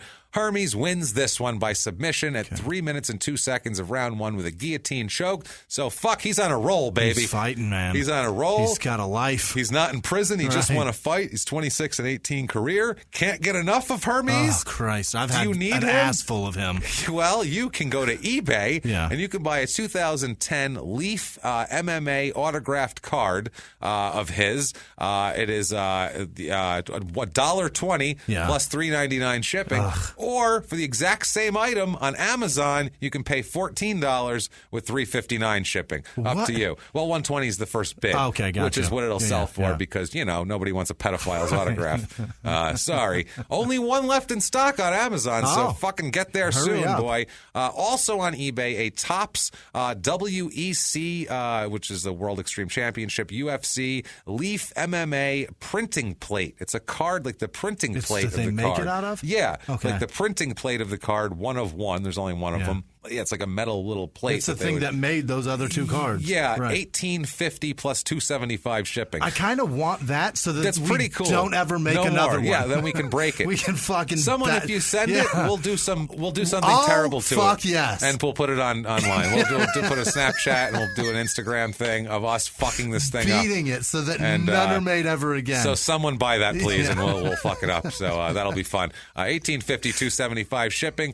That is some fucked up MMA shit. Wow. That is Hermes Franca. That's a story I've been sitting on for a while, but we have to space out the pedophiles because they're infuriating. Story. I don't think we've had one since Buck Zumhoff. I don't think we've had one that was that infuriating just because justice wasn't served. No, that's the thing. At least Buck's in for life. Right. Buck's done. Yeah. This shit is he's fighting now. He's working on his next fight. God, that's gross. Teaching kids down there. Yeah. He's in who knows how many kids he's fucking in Brazil where it's not the, I mean, he's free to. He's free to fuck as many as he wants. I don't know what the laws are. I'm sure you're not allowed to fuck kids in Brazil, but I don't think it's as stringent as it is here. Right. I mean, free in terms of like no bars, no handcuffs. Yeah. I mean, especially they're fucking, they're all, it's terrible. That's dangerous stuff. It's terrible. That's that mess of a disaster. Hermes Franca de Barros, asshole, douchebag, fuckhead. If you like that story and you want to tell us all about it, you can do that by going to iTunes. It helps so much. Like we said, give us 5 stars. Just tell us you're following instructions, following directions.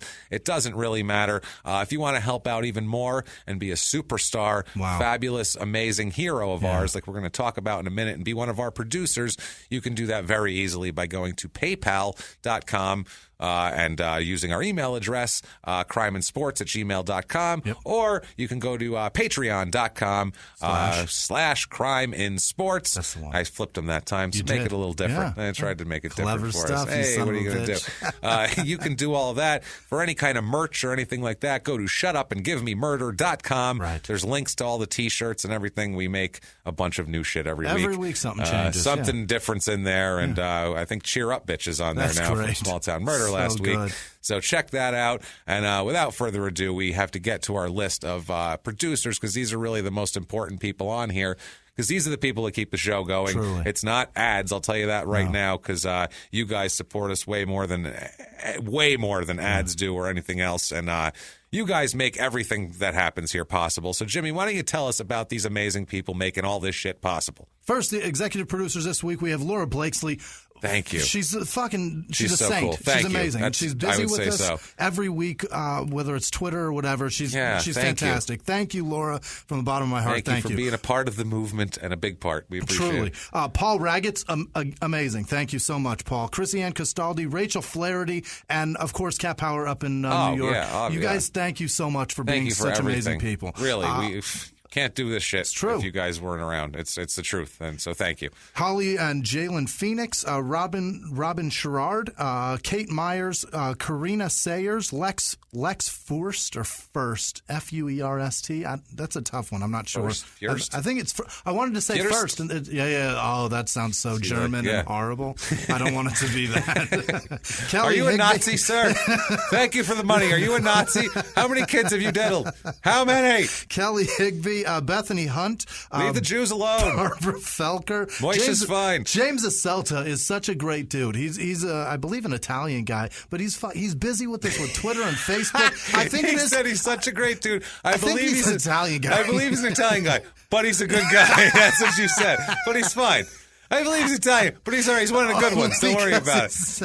He's one of the good ones. It's all right. He says shit to you like he's one of you, so I assume that he's a guinea. He's a little guinea bastard. Yeah, I love him. Thank you, brother. Thank you, James. Brianna Selly, Brenton Matson, which I don't know, that sounds fucking royalty or something. Jacob Koss, Stanton Parsons. Is it Parsons? Dane Maricek. I think that's it. We both said it at the same time. So Jake LeBeer, Aaron M. Hammond, Sylvia Simon, Arsenic Martini Products. I'm not sure what that is, but that sounds terrible. And terrible or clever? Yeah, one of the two. You don't want to drink those. I'm not sure. Travis Billheimer. You don't want to drink those. Rowan Murray, Jesse Hartman, Rachel Ray. I want that to be that lady from the fucking Cooking Network. I know it's not, but I want her so bad. Not to like us. He just wants her so bad. And her tiny arms. I want her so bad. So bad. Brian Lovato, who I hope is related to Demi. You just want famous women to like you. That's all he wants. I like her also. Morgan Peterson, Caroline Royal, or Carolyn Royal. I'm not. You call a Caroline, and she'll lose her fucking mind. So I want to say it both ways. Caroline. That's not good. Kim Baker, Jeff Hensel, Savannah Bryant, Kristen Suzatkowski. Yes, I fucking nailed it. Mariella Rosas, who is fantastic. Thank you so much for everything, Mariella. Mia Martinson. Double Martinsons? I don't know. Double Martinsons.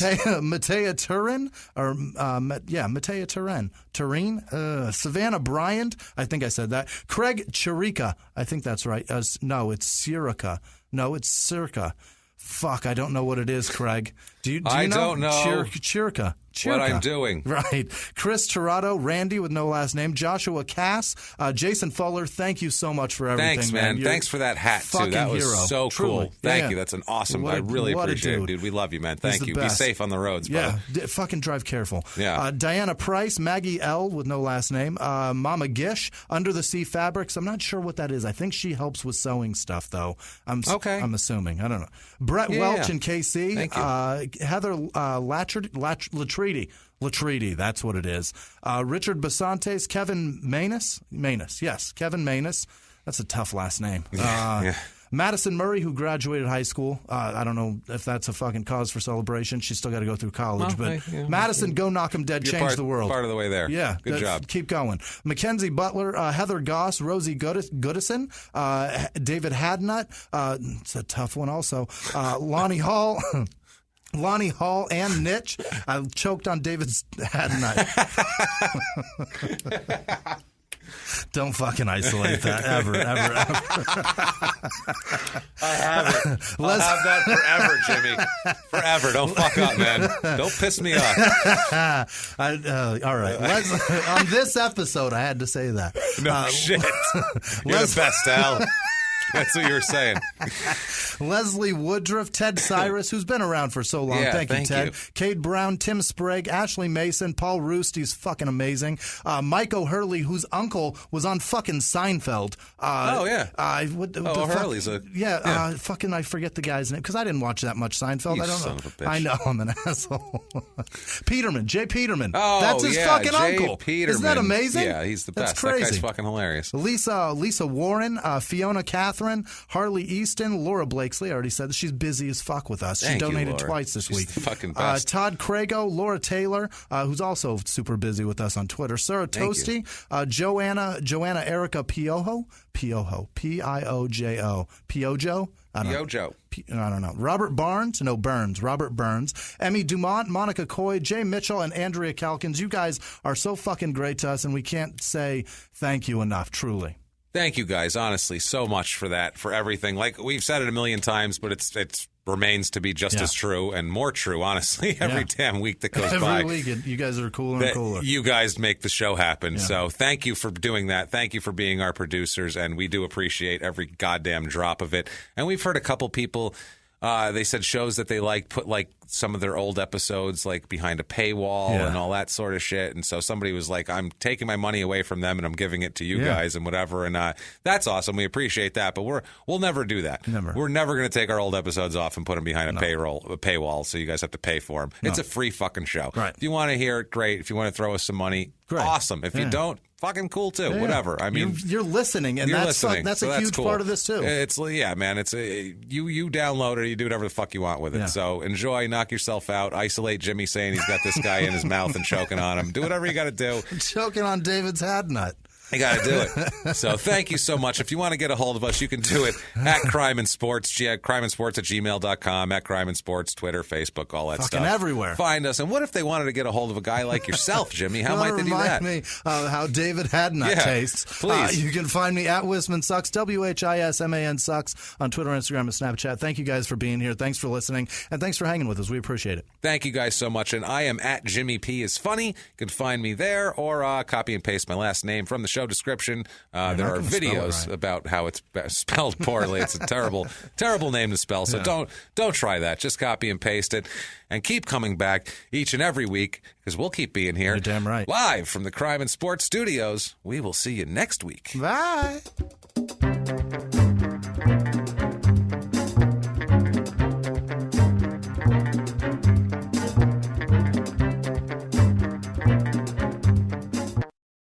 If you like Crime and Sports, you can listen early and ad-free now by joining Wondery Plus in the Wondery app or on Apple Podcasts. Prime members can listen early and ad-free on Amazon Music. Before you go, tell us about yourself by filling out a short survey at Wondery.com/survey. In the 1980s, a rosé swept the country. Hey, Mike, I really like this White Zinfandel. Well, good. Now put it down. I'm going to try another one. White Zin became America's top-selling wine. But most don't know that this sweet drink has a sour history.